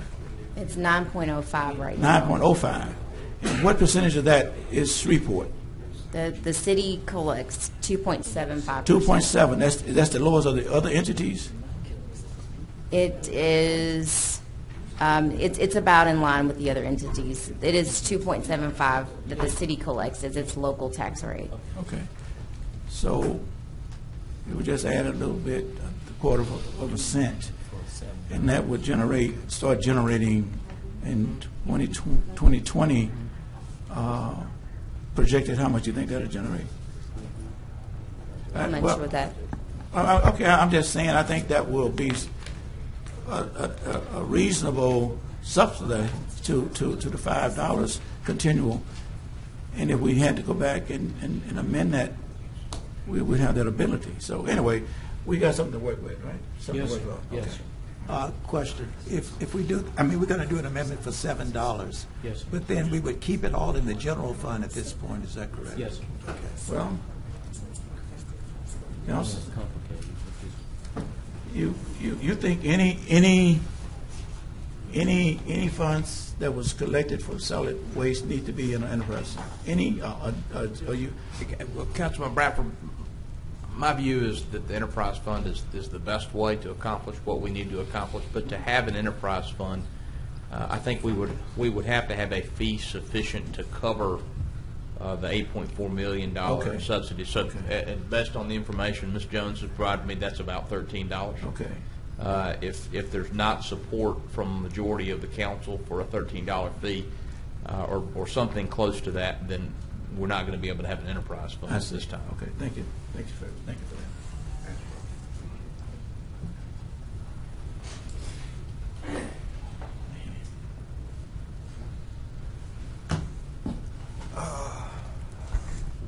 I'm glad y'all moved away from the $5. I just couldn't. Man, you talking? I just couldn't see the $5. So I do see Chris out in the back from Republic Services. Ms. Levette Fuller had mentioned about our recycling. I didn't know if Chris, are you able to come up and speak? Okay. All right. See, you got your better half with you. He's welcome to come up too. I wasn't prepared to, but to answer your questions. We can hear from you. Just state your name so everybody up here know who you are. And, Chris Bloxham, Republic Services, 517 Ratcliffe, Shreveport. Okay. And this is David Green. All right. Councilman Butcher, do you have something you want to? I just wanted to, I know there's been a lot of talk about the recycling and where we are with that, and a lot of conversation in the media about it. Where are we as far as, can Republic sustain what they're doing right now at the $2.50 level, or when this contract is up in 2020, are we going to have to revisit that amount? It stands currently as the market for recycling is now, then yes, we would have to revisit that at the end of the contract. There could be an increase? Yes. Okay. Would it be feasible, and this is just something that I've thrown out to the mayor and to Councilman Nicholson and Councilwoman Fuller and a couple others, would it be feasible to do an opt-in type agreement for recycling, whether it be with Republic or one of the other entities here in town, that if you opt in to have this service, you contract directly with Republic and you pay them X amount of dollars. If it was a membership type deal, you had to get like 20,000 people to sign up by X amount of time.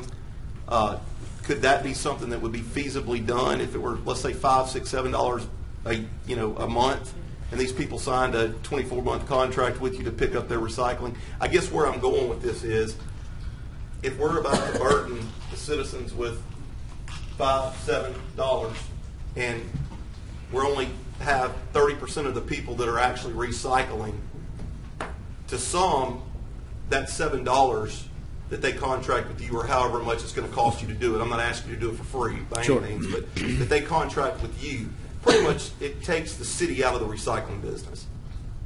Is that something that could be done easily, or would that be a difficult task, or is it something that we need to take completely off the table? Anything can be done. I don't think you would get the price point that you would want. Density is something that's very key in pricing anything in our industry. Okay. So I don't think you would get what you're desired there. I don't think we would be interested in just sporadic picking up recycling in other areas, only because of the way the market is, and we have no idea where the market will go with recycling. It's a commodity that we have no control, no influence.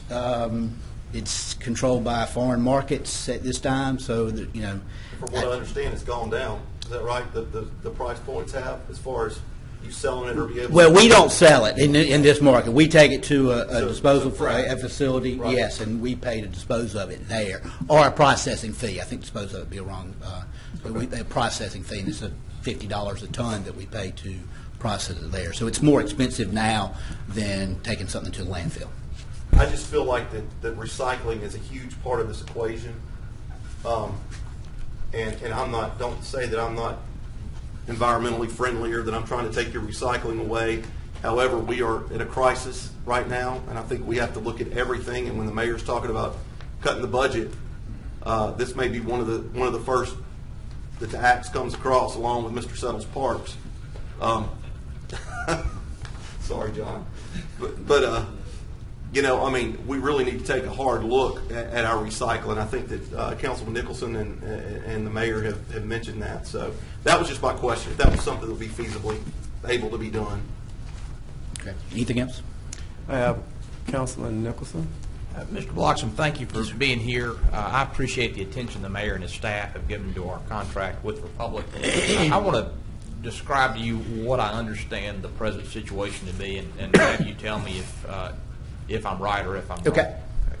I understand that the city executed an agreement with Republic in October 2017 that requires the city to pay to Republic just short of $2 million a year. Is that right? Correct. 1.9 million a year.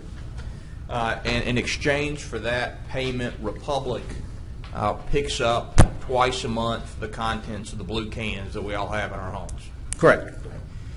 You then, by you I mean Republic, take the contents of the blue cans to Pratt Industries out at the port. Correct. Pratt Industries recycles corrugated and mixed paper at that facility. And other things. What else do they recycle there? Well, they tell us they recycle all the single stream that we bring them. I think the email I got Friday or Thursday, it said that I shared with the mayor's office that they didn't have an outlet for glass right now, but they didn't want to ask us to take it out of the waste stream. What are they recycling on site there? Do you know that? No. Their primary business is the corrugated cardboard. But for the last 10 years since they moved into Shreveport, they offered the recycle of the single stream that we've been hauling to them. We were actually contracted to Pratt for 10 years, and then the city and Pratt did not get into another negotiation, so the city asked and went out for RFP. So at one and I time, believe they take recycling from other municipalities as well. Correct. But we're just a hauler there, so Right. Well, I'm not a professional in their business. Sure, and I think that's my point. Today, the city of Shreveport has a contract with Republic, which is a hauler. Correct. You're not in the recycling business at all. Not in this market. Not in Shreveport. No, we do have MRFs across the country. Being a large company, a $10 billion company, we do have MRFs, but we do not have one here. And Shreveport, to your knowledge, doesn't presently have any agreement with Pratt requiring it to recycle or not recycle anything that's delivered. Not to my knowledge whatsoever, no. Not at this time. You're paying, Republic is paying a tipping fee of $50 a ton to dispose of what you pick up. Processing fee. Processing yes, fee. because they have to sort the material and then do whatever they do with it. So I don't want to misrepresent them in any way. It's considered a processing fee. And then they take part of the contents out, and the balance they dispose of in a landfill in DeSoto Parish, where they pay something in the range of $20 a ton. Is that To my right? knowledge, yes.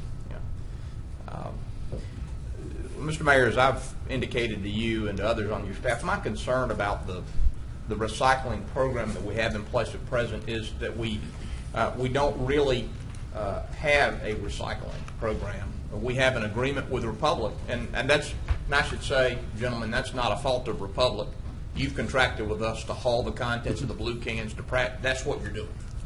But we don't have an agreement with Pratt or anybody else that requires them to actually recycle anything. We don't have a mechanism of requiring Pratt to report to us what they are actually doing with the single stream contents that Republic is delivering. What I expect they're doing is whatever the market makes sense for them to do. So if they receive recyclables that they can more efficiently dispose of by dumping them in the DeSoto Parish landfill, I suspect that's what they're doing. If they receive recyclables that have commercial value, then they're recycling those things. I think if we're going to have a recycling program, we need to have an agreement that requires the facility receiving our recyclables to report to us what they're doing with those recyclables and to tell us what's being recycled so that we can make a decision on behalf of the citizens of our city as to whether it makes sense to pay $2 million a year for that or not. Right now, we just don't know. And I couldn't agree with you more, Councilman. We've been looking into this, and right now there's a discrepancy. They are saying that what we've heard reports as low as 20%.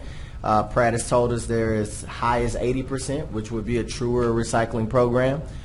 So yeah, if we would actually put into contract, then we could actually have a truer recycling program. But at this point, we don't know. We're still looking into it.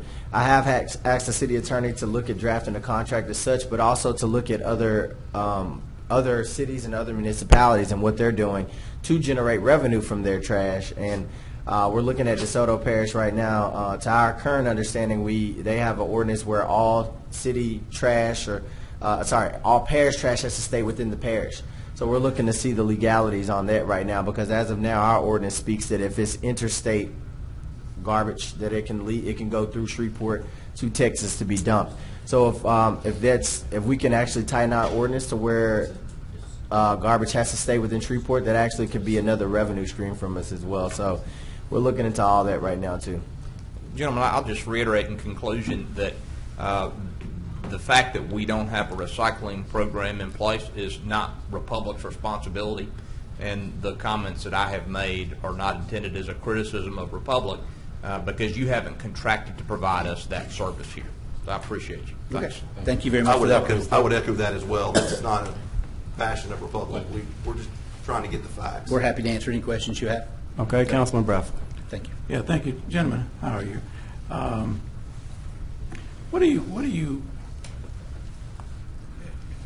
What percentage of bins do you think you pick up within this report?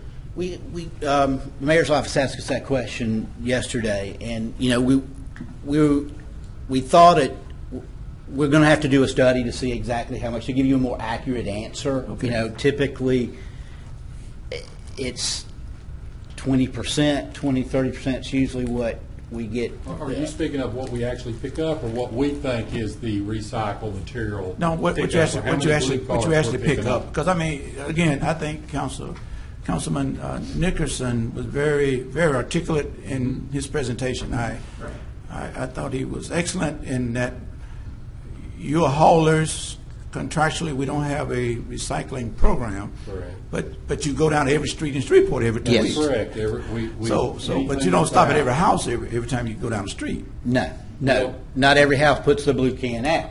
However, we stop at every house that has a blue can. That puts Well, one that's out. my point. And that, Yes. We can offer, go back and do a tonnage report based upon the material Okay. and give you an average, and then take that and divide it into the house count. But that would be the only science that I could get to you for exact information on what you're looking for. It's 500 tons a month for that. It's, Correct. We did study that, and we did have that material. We're still within 100 tons a month of picking up the same amount on biweekly that we were picking up on weekly. Is that right? So I would dare say we're picking up on any given week 60 to 70%. Now that's just based on tonnages in my head sitting right here in front of you.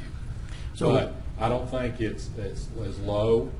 The participation is actually, if we're doing 500 tons a month, as Chris says, and I know to be true, That is true. we're only, because we were doing 6,000 to 6,800 tons on a 5-year average prior to when we were operating for Pratt Industries. So, and that's the number that we gave the city back when they did the RFP. So I believe you're getting much more participation. Now, when it comes down to what's single stream or single stream recycle versus the MSW that goes into the material, we don't know that. I understand. When we dump it, we don't know what's mixed until it gets But to what you just described is the fact that Shreveporters believe in recycling. They're utilizing the They're containers. utilizing That's- the blue containers. That's what I'm saying. They don't. I can say They that put honestly. what they feel have been defined as recyclables. Correct. And whether or not they're being Some do actually- use it as an extra garbage can. That's another issue. So recycling, we'll get some kickback if we eliminate it, even that perception that we're not doing it anymore. So let me ask you this: are there any markets that you have recyclable bins that people could take their recycling to? Not in Louisiana. No. Not in Louisiana. No. The concept of having, Bossier City has some stated at they have a transfer station, but even that is commingled material because it's not washed. We've had it in the past with roll-off boxes that are segregated into 3 to 4 different sections. Wonderful program if it's behind a locked gate and you have a gentleman sitting there watching. It's very useful. But if you don't, it winds up getting commingled, and then when we take it into a roll-off, it gets rejected, and we pick it back up. We had that when the city had the old BFI recycle unit, and when we first started going to Pratt with commercial grade roll-off. They're very, very picky at what they take. And unsupervised, they just dump anything in one of those bins. Unsupervised, let's just face it, crawfish season, bam. Deer season, bam. I've been there, done that, I know. So that's not an option. It's not an option to leave it where it's not supervised. If it is supervised, you can only do as good as the supervision you give it. Is there a scenario that the same type of tonnage could be accumulated through that process? Only with public participation and those that truly want the recyclable to go correctly. That I can't give you an estimate of how many residents here in Shreveport actually do it. I can tell you that we're picking up 500 tons a month, 6,000 tons, 6,500 tons in a given year. That's a lot of recyclables for 61,000 homes. But I can't swear that that's all recyclables based upon the information that Pratt gives. I mean, they're saying 80% at times, and there's, I've heard 20% at times. But you have the capacity to. We have the capacity to haul it, yes, sir. And I'm saying if you didn't have to send drivers out through the neighborhood every other week, your cost savings would be tremendous in just picking up bins and dumping them. So, I mean, it could be a scenario where that could be profitable or at least sustainable. At the curb? I'm sorry? At the curb or at? No. A designated location. Okay. Yes, that's possible. That would be much better scenario. Okay. Doesn't With profitability. Doesn't Caddo have those at their dumpster sites, recycling? They have a few I know one at different more sites behind lock gates and supervised. All right. I have have Councilman Fleury. Chairman Bowman, this question is for you. Yes, sir. You recall, you and I sat in on that negotiation with this gentleman. You remember that? Yes, sir. When they were talking about, we had all those RFPs. Yes, sir. And they were the only ones that could handle, had the equipment and manpower. And we talked about, if you remember, I hope you remember, I remember, that we talked about, you all had, across the United States, you had recycling facilities where Correct. people gather Correct. stuff, and we even talked about Chairman Bowman, that we had a paper plant mill south of Shreveport, that perhaps the city could have a location with a baler, and that we might could sell our stuff. Have a regional recycling Yeah, we facility talked. yourself. Do you recall us talking Yes, about sir. Sure how do. we would get the manpower for that? And so I'm just saying, one thing we learned out of that was that we have over $1 million of blue can inventory. Sitting on the ground, Yes. not available. And someone just recently reported, and we recovered some down in DeSoto Parish at a hog pen with about 10 of our blue cans that had been carried down there. And so the livestock men with the officer with the Department of Agriculture helped us recover those. And so we also talked about you all coming to the neighborhood associations and educating the public on what could go in the can and what could not, because that was the first time that we could put glass in them, is when you all took over, that I recall. It's always had glass. It was just to where this time, after speaking with Pratt, and then at the administration's urging that we continue taking the glass. Our first initial proposal had no glass in it. So if there could be some type of modification of our recycling in the city of Shreveport, but it just need to be in discussion and see if it could work. I think the nature of recycling in general will need modification as it grows. I worked for Bird Roofing for a number of years and retired there, and we had a Schaefer-Stein paper across the street, and people would take trucks and go around and pick up scrap paper, and they'd take it and bale it and bring it across the street, and we had a paper mill, and we used it, but now that's fiberglass. But there is one south of town. We have a storage place in Southern Hills at the AT&T. They unload 24/7 out there, and they ship them in and ship them out down to International Paper. So Paper and cardboard is still a vibrant commodity. Everything else right now, and I just ask if you have time to look, just key in Google China Sword. It will explain our current recycle. It doesn't really affect us being a hauler to Pratt, but it does explain why a general recycle program at this time is expensive, and also not taking up one way or the other for Pratt, but just giving you the education, the information to know that if you key that in, take a look at it, it will explain some of Pratt's options too that they have. Okay. Seeing that's Anything it. else? I think that's it. I appreciate you. Thank you very much. We're available anytime. Would y'all like to have a conversation on more of the recycling? We'd love to. Okay. Thank you. Thank you. That's that on that. And then we have one property standards appeal. Mr. Green.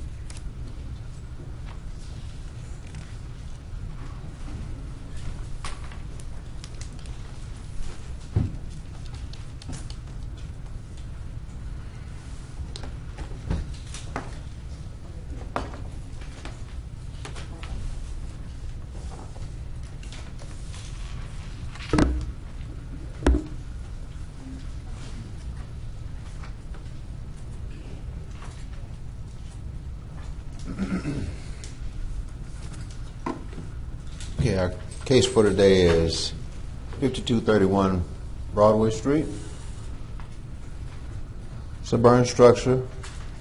I have made contact with the owner. She has asked for time to finish the deal on this. She's asked till the end of March. I just received a text from her. We'll get together tomorrow so that I can receive some paperwork from her showing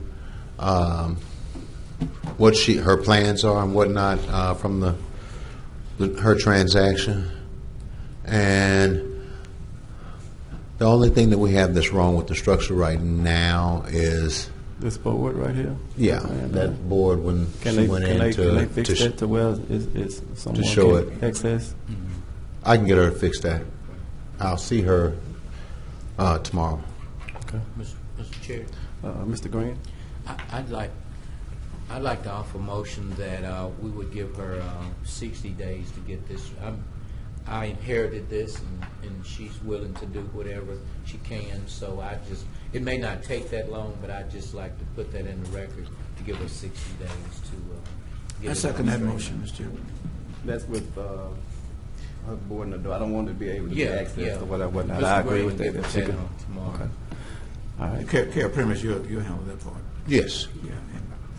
Thank you, Yes. Mr. Chairman. That's 60 days. That's fine with you too, right? Your department. Okay, that's fine. So, been motion by Councilman Green and second by Councilman Bradford. 60 days. If there's no discussion, please vote.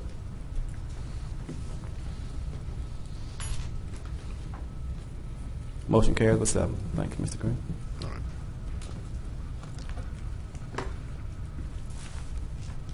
No ABO appeals. The council received the MPC appeal that will be held tomorrow. It's on the rock crushing facility. That's correct. That's an appeal for tomorrow. I believe that there are some gentlemen here who came up earlier, who are here to answer any questions that you might have.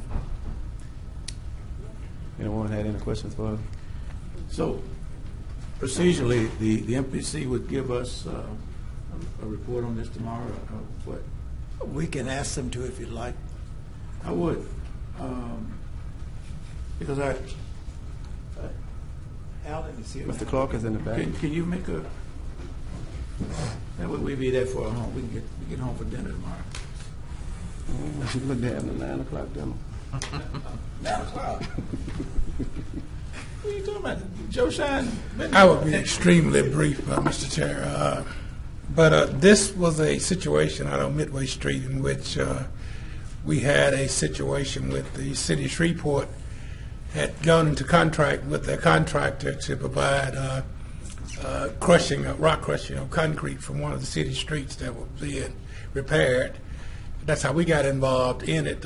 Once the gentleman set up out on Midway Street, we received some information concerning that he was there. We went out and determined that it was not in compliance with the ordinance, that in order for him to do, although the property was zoned heavy industrial, in order for him to do exactly what he needed to do with the rock crushing, he would have to get a temporary use permit.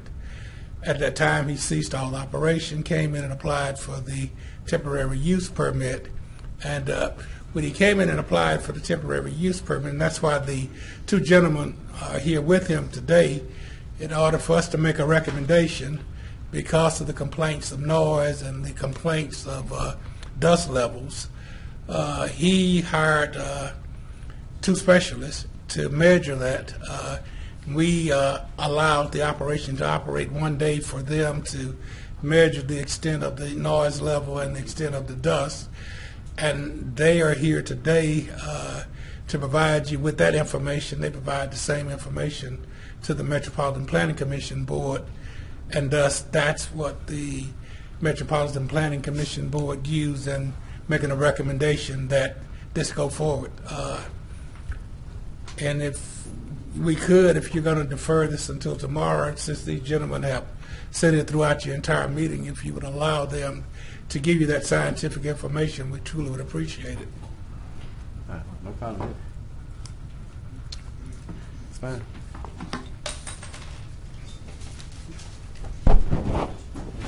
Before you go, Mr. Clark,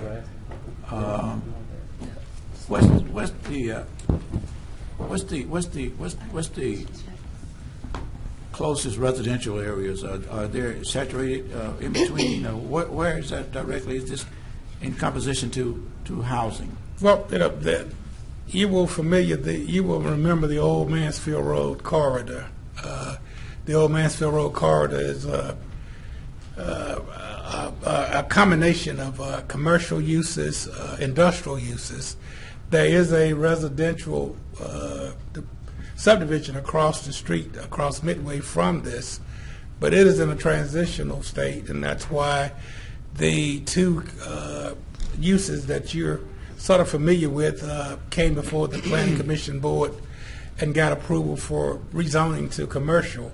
If you go down Mansfield Road to the south, that entire corridor, the properties fronting on Mansfield Road are all zoned commercial.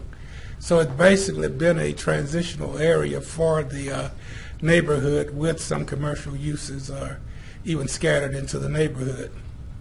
But there are some residential properties close by. There's a residential subdivision to the south of this location, but there are some fronting commercial locations along Midway, and all the way down Mansfield Road to the south is commercial. And now, in the middle of all that is residential. So the complaint for noise came from residents themselves? The complaint came from the properties that the Metropolitan Planning Commission Board recommended to zone. One was zoned B3 in the time that it was done, which is C3 now, and the other complaint came from one that was approved by the Zoning Board of Appeals for a upholstery shop and a type service, which was an expanded home occupation in those days. So just like this industry, those other industries are all in compliance with the right zoning definition? They went through the same process as this did. The auto repair was a violation. The citizens complained about the auto repair since it was going through a transitional period, and the heavy commercial was across the street. The Metropolitan Planning Commission Board recommended rezoning of that property to B3. My last question is, what is the extent of a temporary usage permit? They initially applied for 3 to 5 years. I think the board only recommended a year for temporary use in order for us to evaluate after a year based on the program that they've set out to do with basically 7 days, a quarter of rock crushing, for us to reevaluate and see what impacts it really has on that area. Okay, I think the clerk and the lawyer want to say something. The person who appealed, Mr. Ronaldo, what is his house? What is that zoned? it's on C3. It's on C3? Where Right, is it's on C3. What happened was he was a violation.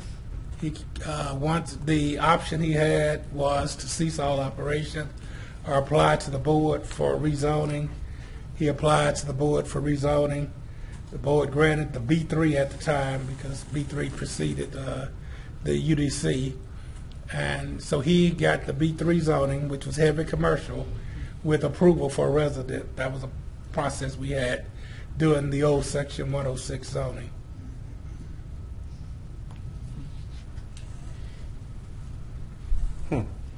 So residential in a commercial. The board could, under Section 106, the old code could rezone property and then give approval for a residence, and that's what they did in this case. Have the case right here. Do you know why he wanted to rezone it? He was a violation. He wanted to continue to work on Hondas.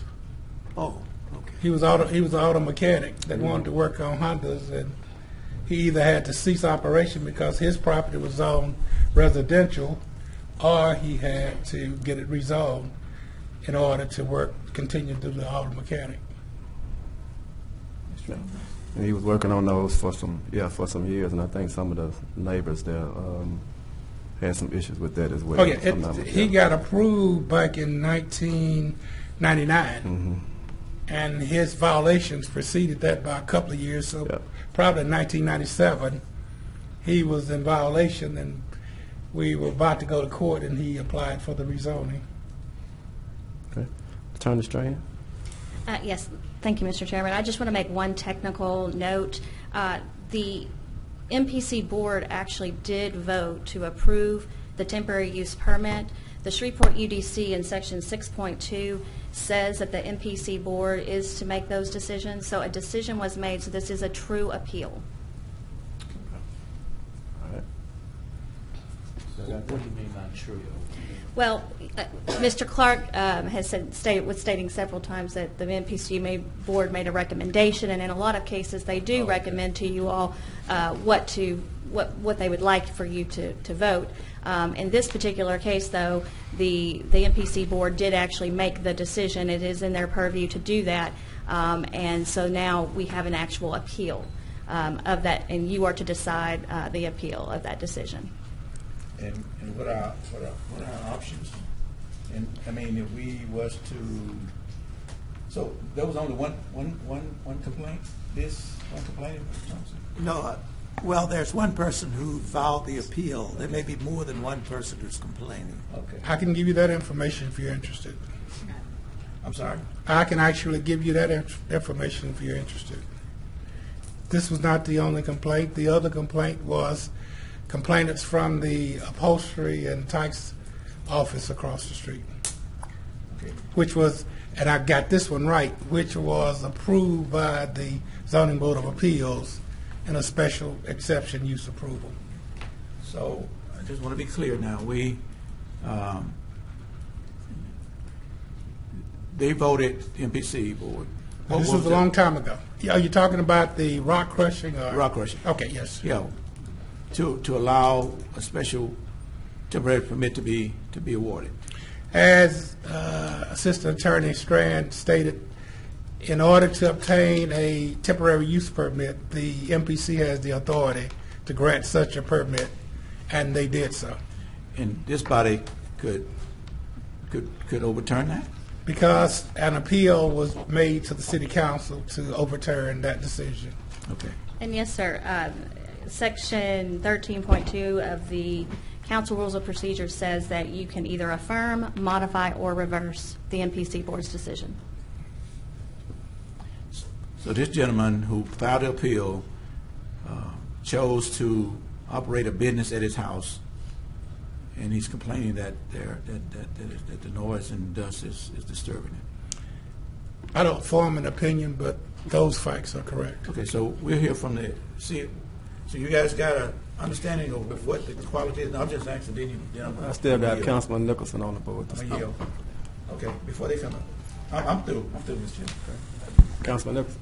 Mr. Clark, I just want to make sure I understand the basic facts underlying this appeal. This is a rock crushing facility that generates noise and dust that is located less than 1 football field away from multiple residences. Is that right? That is correct. And this is a rock crushing facility that illegally operated without a proper permit for some period of time before it came to the city's attention? Previously, another operator did operate a rock crushing operation for a period of time and was finally shut down by the MPC. This gentleman, to my knowledge, operated a very short period of time before the complaints came in and he ceased operation. How many rock crushing facilities have we granted temporary use permits to that are within 1 football field of a residential subdivision? Since this ordinance went into effect in May 2017, we have not granted any rock crushers, whether they were 600 feet or less from anything. Yeah. And before this ordinance went into effect, how many rock crushing facilities do we have that close to residential neighborhoods? I couldn't answer that. I would find out if you would be interested in us bringing that information to you tomorrow. I mean, I know we're going to consider this appeal tomorrow, and I appreciate the information. I will say that I generally am concerned about the idea of approving a rock crushing facility that close to a residential neighborhood. And I understand from Ms. Strand that we have full discretion to, as she indicated, affirm, reverse, or modify the MPC's decision below. That's correct. And like I was saying to you, Councilman, the MPC used the information provided by the specialists of the noise, of the dust levels, and so forth, in making that determination. They didn't just arbitrarily make a decision to do so.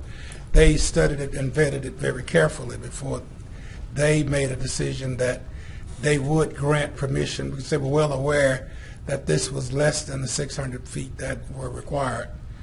And all of the information, and that's why these gentlemen are here, became the realities were that this operation, along with the other noise that's associated with that industrial area, was not in excess of the levels that were required by EPA and so forth. Well, I certainly didn't mean to suggest, Mr.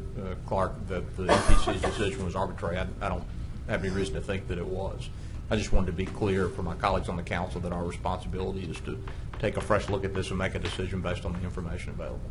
That's why we've asked these experts to come and share the same information with you in order for you to make such a decision. Thank you. All right. I got Councilwoman Fuller. I'm going to ask if you can yield to Mr. Thompson. He may have something relevant to what's being spoken.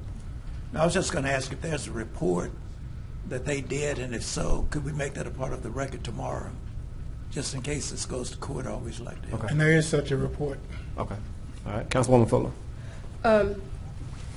So we've established that in the normal circumstances, it is not ideal to have an industrial zone adjacent residential, but that is what we have here, correct? That's what we have, and that's how that area has been for quite some time. And I want to make sure that I'm clear.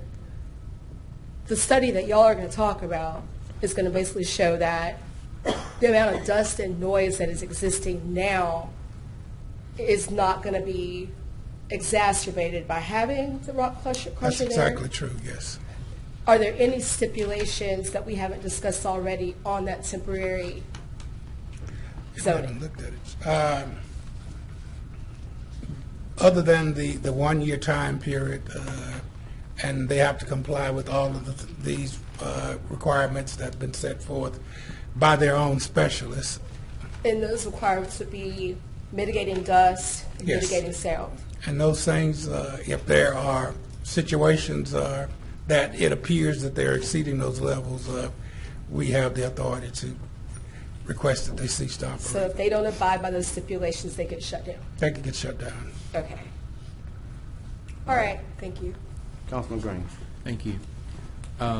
Also, Councilman Nichols, you asked about if there was another facility. If you go down Juella and to the Meadow subdivision, the railroad track is right there. I don't know how it got there, but they got a facility there, and dust is unbelievable to that neighborhood. I'm talking about a real problem. I don't know how it got there, but it's there. On this particular situation, from my understanding, the only violation they had was the rock crushing. And so that was the only violation. Of course, from my understanding, just me getting a part of it, I understand that the business owner wanted to do a fence to alleviate the dust or do whatever to communicate with the people. And at one time, they had basically drew up a contract that he was going to provide a fence and he was going to take care of whatever. And then it got to a point that they said, no, we don't want that, we don't want nothing, we just want you gone. And so, like I say, I just came into it. But if his business is over here, you got the folk that's complaining, their business is on this side, and then their other business on this side. So all of it down there, you got businesses, and the rock crusher was brought in, and that was, I guess they said that was too much noise. I don't know. During my tenure, the rock crusher was not there. Everything was just quiet. But if you go on both sides, you got businesses, and they're doing whatever they do. So I talked to Mr. Clark, and he said that, and I hope I quote you right, the only thing that they cannot do in that facility as it is now is to crush rocks. That's correct. They are zone heavy industrial, so the stockpiling and all of those things are part of the heavy industrial zoning. So the only reason that they needed to come before the Metropolitan Planning Commission was to get a temporary use permit to do the rock crushing.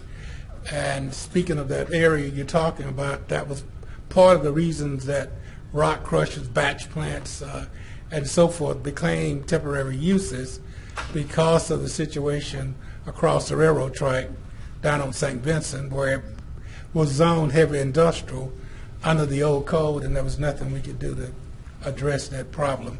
With this, and I'm sorry, Councilwoman Fuller, one of the other things was that with the temporary use permit, we're going to be able to require them to install sprinklers to mediate the dust, and if it necessitates it, they will be required to run sprinklers 24 hours a day.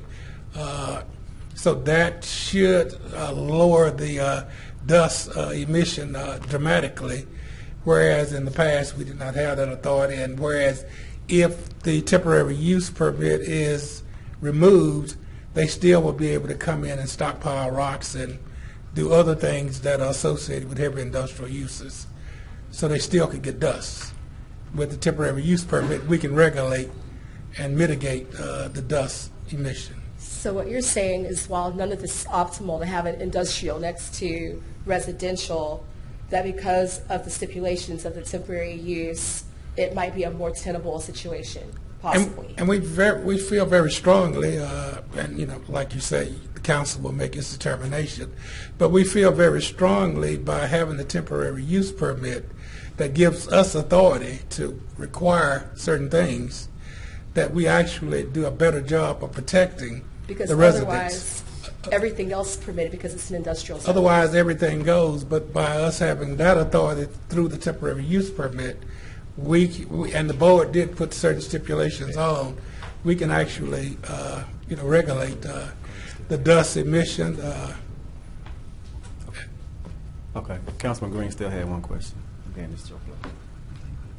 And also, when he comes up, then I'll let him tell you all that he said that they had worked out an agreement to put up the fence and do whatever, but then after something happened, he don't know what happened or whatever, then they decided they didn't want to do any of that. And he said since then he's been out of money because he's had to use his equipment somewhere else. Then at this point in time, he wouldn't be able to put the fence up as he had before. But also, like I said, on Juella, right there at the school, they got a big plant there and they do everything, and I'm talking about suffering. Those people in the middle, they suffer because the dust is unbelievable. Houses, cars, whatever. You're talking about the old T.L. James plant, Yes. batch plant? Yes, sir. And these were all things that happened prior to the Unified Development Code that gives us the authority to go in and make requirements to mitigate some of the negative impacts of these uses. You're absolutely right. I mean, an industrial use right next to a residential use is the worst example of zoning that you could come up with. But the old zoning that's been in existence for many, many years did exactly that. And the only things we can do is come up with ways of mitigating the negative impacts of these as they stand. As we go forward, these type things will not be happening where you would have an industrial next to a residential use. All right. Councilwoman Fuller? I'm good. That's We it. should hear there. All right. Proceed. I think these are the dust. So my name's Sean Quatter. I'm here for the noise. If you have any questions over the noise measurements I took, or how loud it was on one side of the street versus the other, or when it was working or not. I can't hear you. I said if you have any questions about how the noise levels were while the plant was running, while it wasn't running, and on both sides of the street. I took measurements on both sides because it's supposed to be at the property line of the affected, I guess, the person that did the appeal. And I took some measurements over there, and I didn't have any difference. And the loudest thing's actually on that road besides the two train tracks that are within, I guess one's less than 100 yards to one side of you, and then maybe 150 yards to the other side. The loudest thing on the street is vehicle traffic and to my surprise, it was actually the lighter cars that have the higher hum pitch on the tires. I would have thought it was the bigger, the bigger trucks. You'd think the big hum of the tires, but the little bitty ones they're actually louder than the rest of them. There's a lot of dump truck traffic, 18-wheeler traffic that goes down the road. And even with those, my highest levels were running about 85 decibels, 87. I think I got a few peaks. To put that into perspective, the Hearing Conservation Program for OSHA, if you're exposed to a steady 85 decibels for an 8-hour workday, you'd have to go into a hearing conservation program where you'd have to have audiometric testing done every year, where you have to go sit in a booth and you hear a little noise on the side, this side. OSHA requires you to have hearing protection if you're exposed to 90 decibels over an 8-hour workday. It's a steady 90.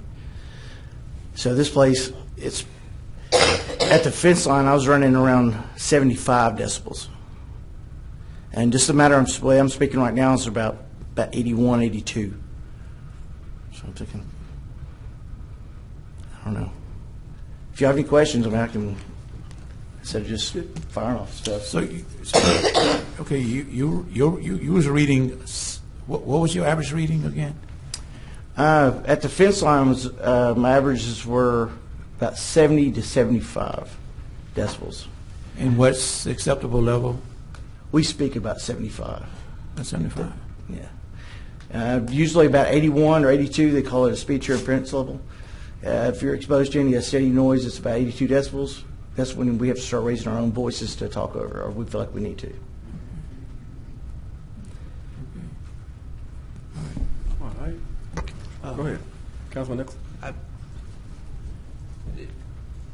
I've got a noise management plan in my file and a letter accompanying it dated November 29, 2018. Is that reflective of the work that you did? Yes, sir. Okay. And you took noise measurements while the rock crusher was operating? Yes. At the fence line. And at which fence line? At the other, well, I did them at both fence lines. The fence line of the rock crushing facilities property? Yes, sir. And the fence line of the complainant's property? The Yeah, person well, yes, sir. complaining? Well, on the sidewalk, I didn't go all the way to the fence line, but yes. And the loudest measurements you took were 85 decibels? It was around 87 something, but that was when vehicles were driving by. So the accumulation of vehicle traffic noise and the rock crushing? That was the only time I could get it up that high. When there were no vehicles passing by, what measurements did you take? That's when you're into the 70s.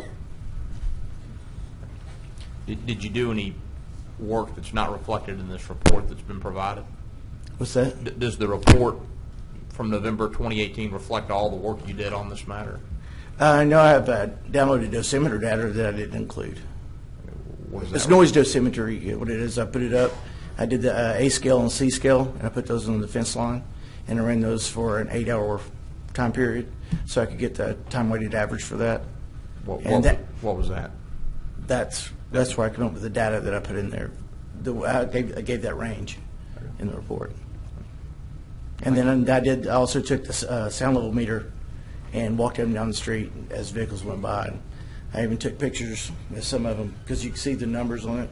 That would actually show like this school bus going by is 84 decibels, or this car driving by is 87 decibels. A Jeep with a loud muffler is going by. Thank you, Mr. Chairman. All right. There's no one else. Thank you guys for coming. I'm sorry. You all didn't do any work on the dust? That is, I have to revert this to. Was this? Okay. Yes. Well, we didn't really do any sampling for dust. What we did is we evaluated the site, because part of the permit application is you have to demonstrate levels, minor source permit levels with the DEQ, which is when you're a major source, you consider it a Title V facility. But if you can demonstrate minor source levels with the operations, then they would approve your permit, the temporary permit application. And the dust is considered particulate matter. And part of the requirement with the equipment is that they operate with water and water suppression is incorporated in the process of crushing the rocks, and the emission factors that we submitted reflect that, and all of the emissions were below major source and considered a minor source, or not extremely significant. Although, you know, there are some emissions because they do operate crushers, and we anticipate emissions for particulate matter for 10 microns and 2.5 microns. What's considered a major source is if you are emitting these at a level of 100 tons a year, and I believe they're well below that. On the year, it's about 0.04 tons for particulate matter 10. Oh no, actually that's a different source. The summary page, it's for PM10 is 13.73, and for 2.5 is 2.52 tons per year. And the threshold for a major source is considered 100 tons for those pollutants. So it's not anything that the DEQ wouldn't approve based on the permit application that they were applying for. We didn't really measure any dust emissions, but like I said, there are requirements with operating the equipment. You have to have water supplied during operation, or these numbers are drastically different. Additional means to provide dust suppression, like you mentioned, running sprinklers if it is more of a problem, but you know, it just has to be something that's determined for, you know, the applicant to comply with. But based on the permit application, we just applied just straight emission factors based on a, you know, straightforward type operation that he has. Two questions. One is, what are the hours of operation?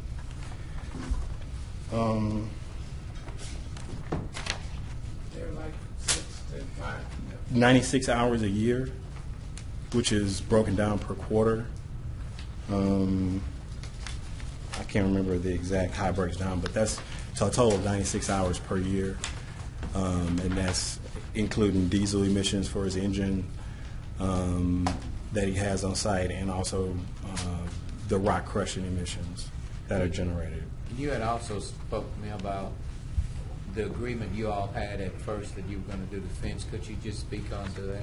Oh, that's you. Is that the owner there? Yes, sir. Can I ask him? Well, I'll come back to him. I want to ask him a couple questions, but go ahead and get that. Okay. I don't know who's on that. Yeah, you know? I'm the owner. My name is Romano Dillard. Oh, you 2444 Midway. Yes, you sir. were telling me about y'all had made an agreement. You had made an agreement with them about the fence and whatever.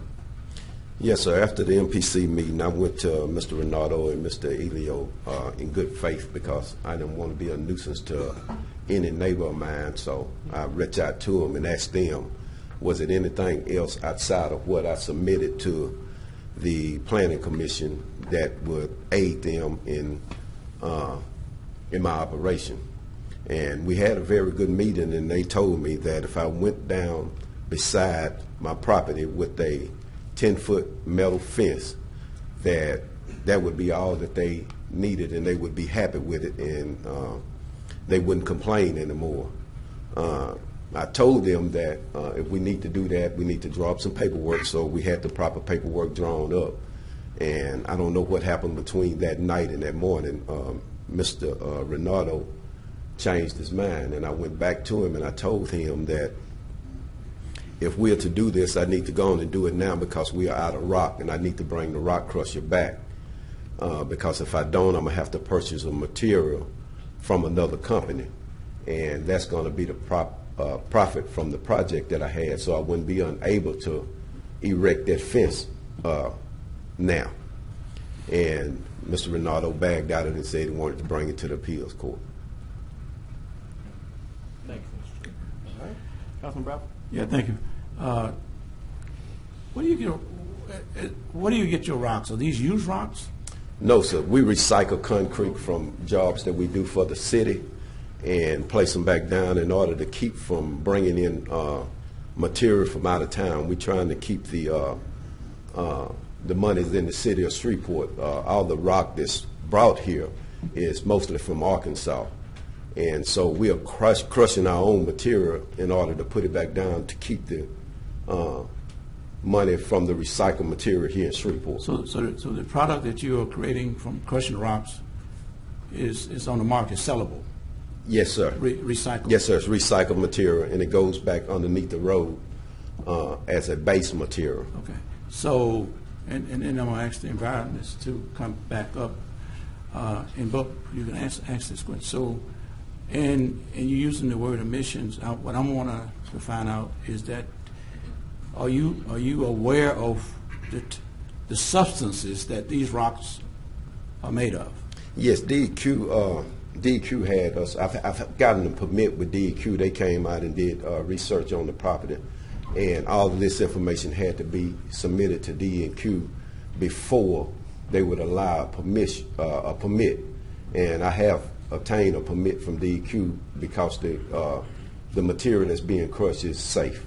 So there's to your review of and evaluating of the dust, you saw no health issues with the dust that is being displayed through the air. Well, that would be something separate. They consider that like worker exposure, sure, versus impact potential to emit to the environment. So what we did was perform the calculations for the permit that he applied for the potential to emit to the environment. Okay. And based on his levels, they don't exceed any major source thresholds. They're still considered a minor source based on their operating time. If they operated every day, all day, then they would be a major source, and they would be a Title V, and absolutely, they probably wouldn't be able to operate in the city. I see. So you wouldn't have gotten a permit from DQ if the rocks was of some hazardous substance, or if the dust was that was being disseminated was hazardous in any way. That's correct. DQ was out also doing a crushing activity, and she noted even at the winds at 15 miles an hour, it was very little dust. She did a dust test, not like these. He did a mission, but they did dust study, a visual dust study, and they noted within at winds of 14 miles an hour, it wasn't any dust leaving the site. Oh, okay. Well, again, thank you for your conscientiousness in getting these reviews done.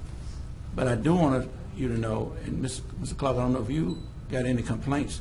We do have a very serious respiratory issue in Shreveport, especially amongst young people. And I was just hoping, and I think I'm pretty much comfortable that you saying that this is not contributing to those issues. Yes. Okay. And some of the complaints, I know that it's not listed in the complaint, but any of the Mr. Clark, anybody came forward with any issues regarding breathing problems or anything like that from this operation? That was the only complaint. I think he came and spoke before you all. One person had come and made a complaint about the dust was causing breathing problems for him. That was Mr. Robledo. Okay. Well, Other anyway, than that, we've heard no complaints.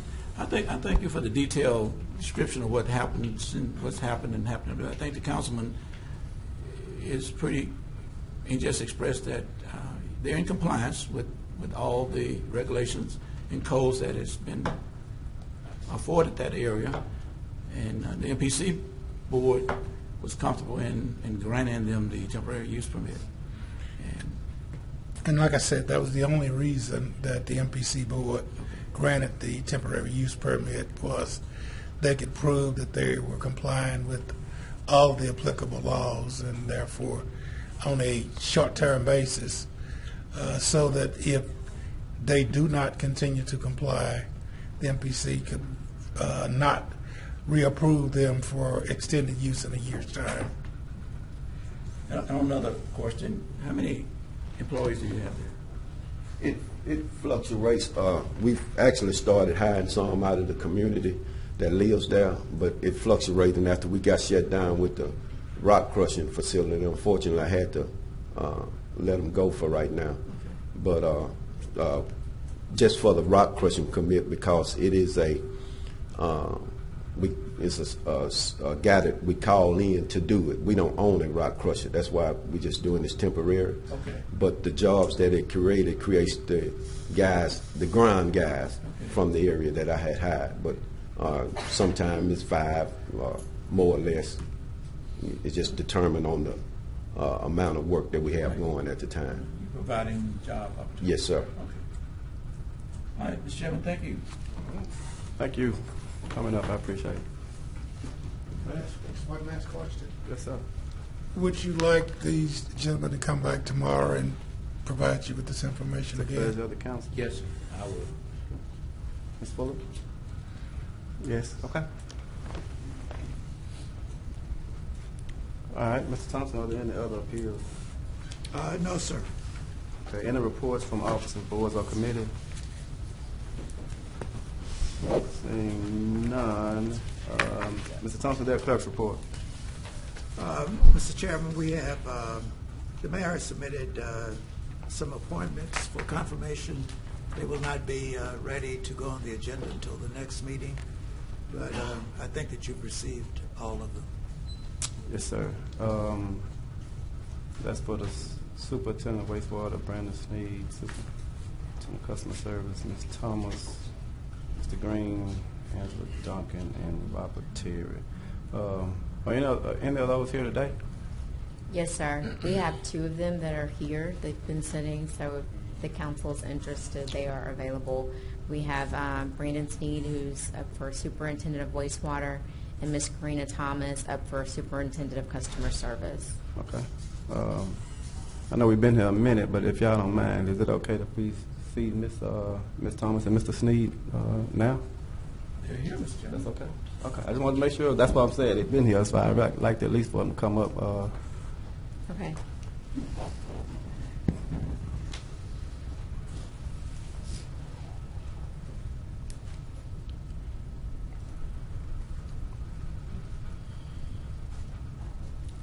Either or first.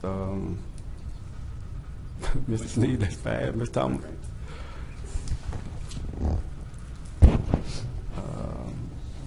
Normally, this is the time when Councilman Bradford would have his paper of questions to ask. So I'm going to allow him to go ahead. This is, I got my paper in front of me. You're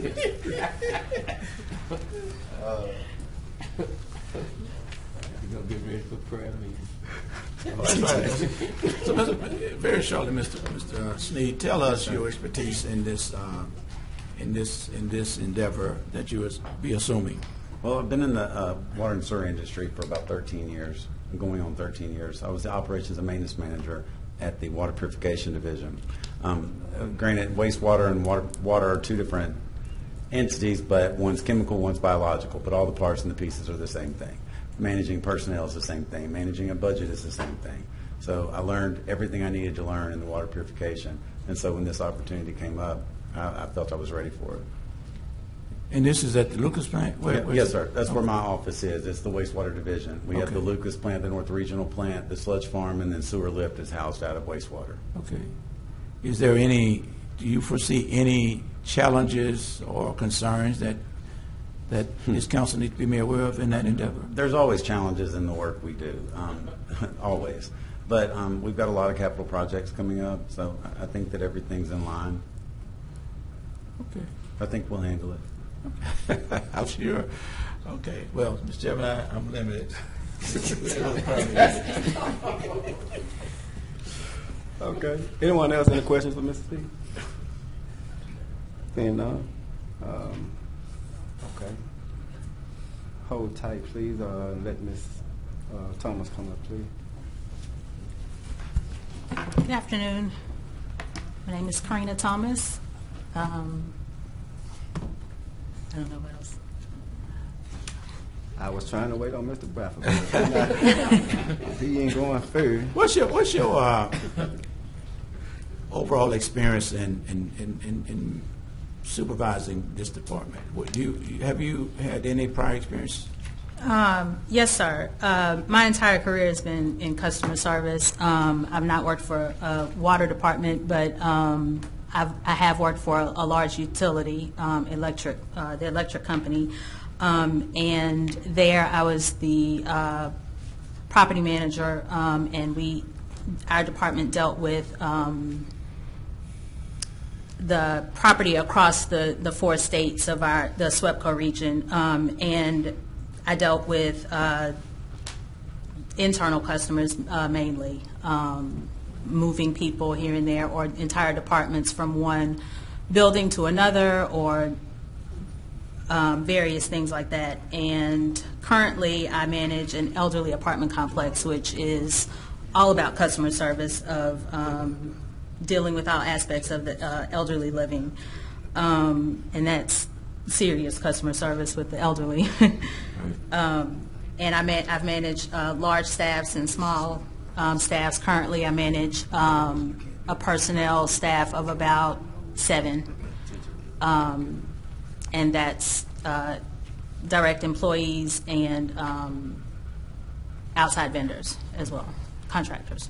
So how many staff would be under your supervision on this? Do you have an idea? I'm not sure yet. Okay. I don't know. Okay. But I have met with Ms. Featherston and talked with her a little bit about the position, and I feel like I'm ready to work to assist in implementing all aspects of this position. Well, I mean, I think your background in managing and supervising gives you, I think, the preview of doing a good job in this. Thank you. Are you a Shreveport native, or you live in Shreveport? I am not a Shreveport native, but I consider myself a Shreveportian. I've been here for almost 20 years now. So. Yeah, Shreveport to me. Yes. Thank you, Ms. Thomas. I appreciate you. Okay, Thank you. I have Councilman Fleury. Ms. Thomas. Yes. Ms. Thomas, I want to welcome you to this very important position Thank you. that you're assuming. We've had, since I've been on the council, 4 years and 1 month, that this has been a real tough area of the city to make progress, and you seem to offer a fresh new approach and about customer service. Now, I spent most of my career in the funeral business and selling death care products. A lot of my customers never had complained, but their families did. But let me tell you, you'll have all opportunities to people call, they're upset, and Yes. they're already have got an answer to their question. But I wish you the very best. Thank I'm you. pulling for you. I'm cheering you on, and I want you to be a great success. So Thank you. Thank you for taking this position on. Thank you. All right, I have Councilman Nicholson. Ms. Thomas, I join Councilman Fleury in welcoming you, and I may have to give you condolences after you've been on the job for a few months. It's a big job, but I do want to make a request that you do everything you can to improve our water department's customer service. Certainly. I will tell you that as a resident before joining the council very recently, I had experiences where I called the water department and the phone rang and nobody answered. I had experiences where I talked to a customer service representative who could not have been less helpful and sounded like she didn't want to be there. Oh, goodness. I had a leak outside my house on the city side that leaked for a year. And I called, every month or two and just let them know it was still leaking. They finally got it fixed, but it took entirely too long. So I know it's a big job. I know that you're going to have to make some changes to how we do things to improve our interactions with the public. But there's no excuse for a citizen of our city calling the water department or any department in the middle of the day and not getting the phone picked up. I agree. And there's no excuse for our not having a system in place to track issues, to figure out whether we're resolving them timely or not. I don't think that's been happening in the past either. So good luck. Thank you. All right. Thank you. Councilman Green. Thank you. I'd like to just congratulate you. Last year I had some problems, such as, I think with a city. Yeah, I because you called me first. But before I got to you, I got to operator number 117. And then I called back and it was operator one, whoever, they don't give names. I don't know how that came about, but it's not personable. And then my nonprofit, I don't remember the tax ID for it, and before they could address my concern, they said I need to give them my tax ID, and of course I couldn't find it. I had it the year it rained a lot, and so I didn't know how to get it. But if you could have them to be a little more friendly, I don't know if y'all could even get rid of the numbers. I'm operator number 29, or operator number 87, and you don't have to get a full name, but just give me a name, because I don't know how to say, well, operator number 17, how about such and such? But I just like to congratulate you. And Thank you. We'll certainly look into that. Thank you. Councilman Butcher. Ms. Thomas, I want to congratulate you as well, and I want to say that I think that your job may be one of the most important ones in the city. I think that you really have to walk a fine line, and I understand that sometimes citizens aren't always happy. I have to add this because Councilman Nicholson did, and Councilman Green spoke of their own personal experience.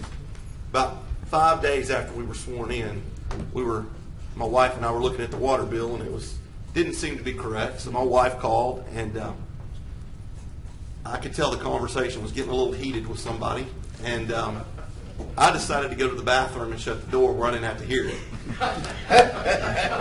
So, it was something about a $25 fee, and it was anyway. Long story short, the moral to that story is this: my wife comes out and she says, "Hey, Councilman, what are you going to do about this?" And I mean, customer service, you're the first contact that most people have with the city of Shreveport. Right. So right. I'm going to hold you accountable to make sure that we're doing what we need to do. Not just my wife or Councilman Nicholson, but I mean, we really, yes, I really sir. want you to be, remember that these people are who actually hired you. So Right. Thank you. Thank you. All right, Ms. Thomas, I just want to, I'm sorry, Councilwoman Fuller. I'm sorry. I just wanted the last word. Congratulations. Thank you. Should have went after me. I just wanted to say, just concur with everyone else said. Just that is an important role, and I appreciate the appointment coming to you. And I believe that, looking at your background, I do believe that you have what it takes to help move that department in a better direction. I think that'll help Ms. Featherston a lot with her role. And I see you have. So is that your daughter and your husband? Yes, my husband and my daughter had to pick her up from school. She's not feeling very well. She done been here long enough. Now she's very bored. I'm sorry. And we go. I just want everyone to know my intention is to suspend the rules tomorrow to confirm most of, if not all, of the appointees. So I'll be asking that tomorrow and your support on that. And she's videoing you. And she's videoing it. So thank you, Ms. Thomas. Thank you. Right. Did Mr. Green leave? Yeah, Terrence left. Don't nail up that door. I don't think, Chairman, I just want to say I don't think Terrence is still here, but thank you for bringing that recommendation up tomorrow. That'll be a great help to the water department to get some assistance over there for Barbara as quickly as possible. Right, I agree. So if there's nothing else, this meeting is adjourned. I got a question to ask the mayor. I'm serious. No, I'm serious. This one I'm serious. Mr. Mayor, we passed some legislation about 84th Street and also Tate Street. Since we passed the legislation, there have been 2 accidents at 84th. Would you get a report on when those lights will be put in? Because they were very serious. Yeah, I will forward you. I got a report, I think about 2 days ago, on the traffic, our traffic engineer analysis of the intersection and all. So I'll forward you that, and the cost. I think the cost estimates for it are in their report too. So I'll send you that when I get back tomorrow. I'll just get it tomorrow. Okay, yeah, that's fine. I'll bring it. I'll have it for tomorrow. All right. And now it's adjourned. Put it on the draw, right?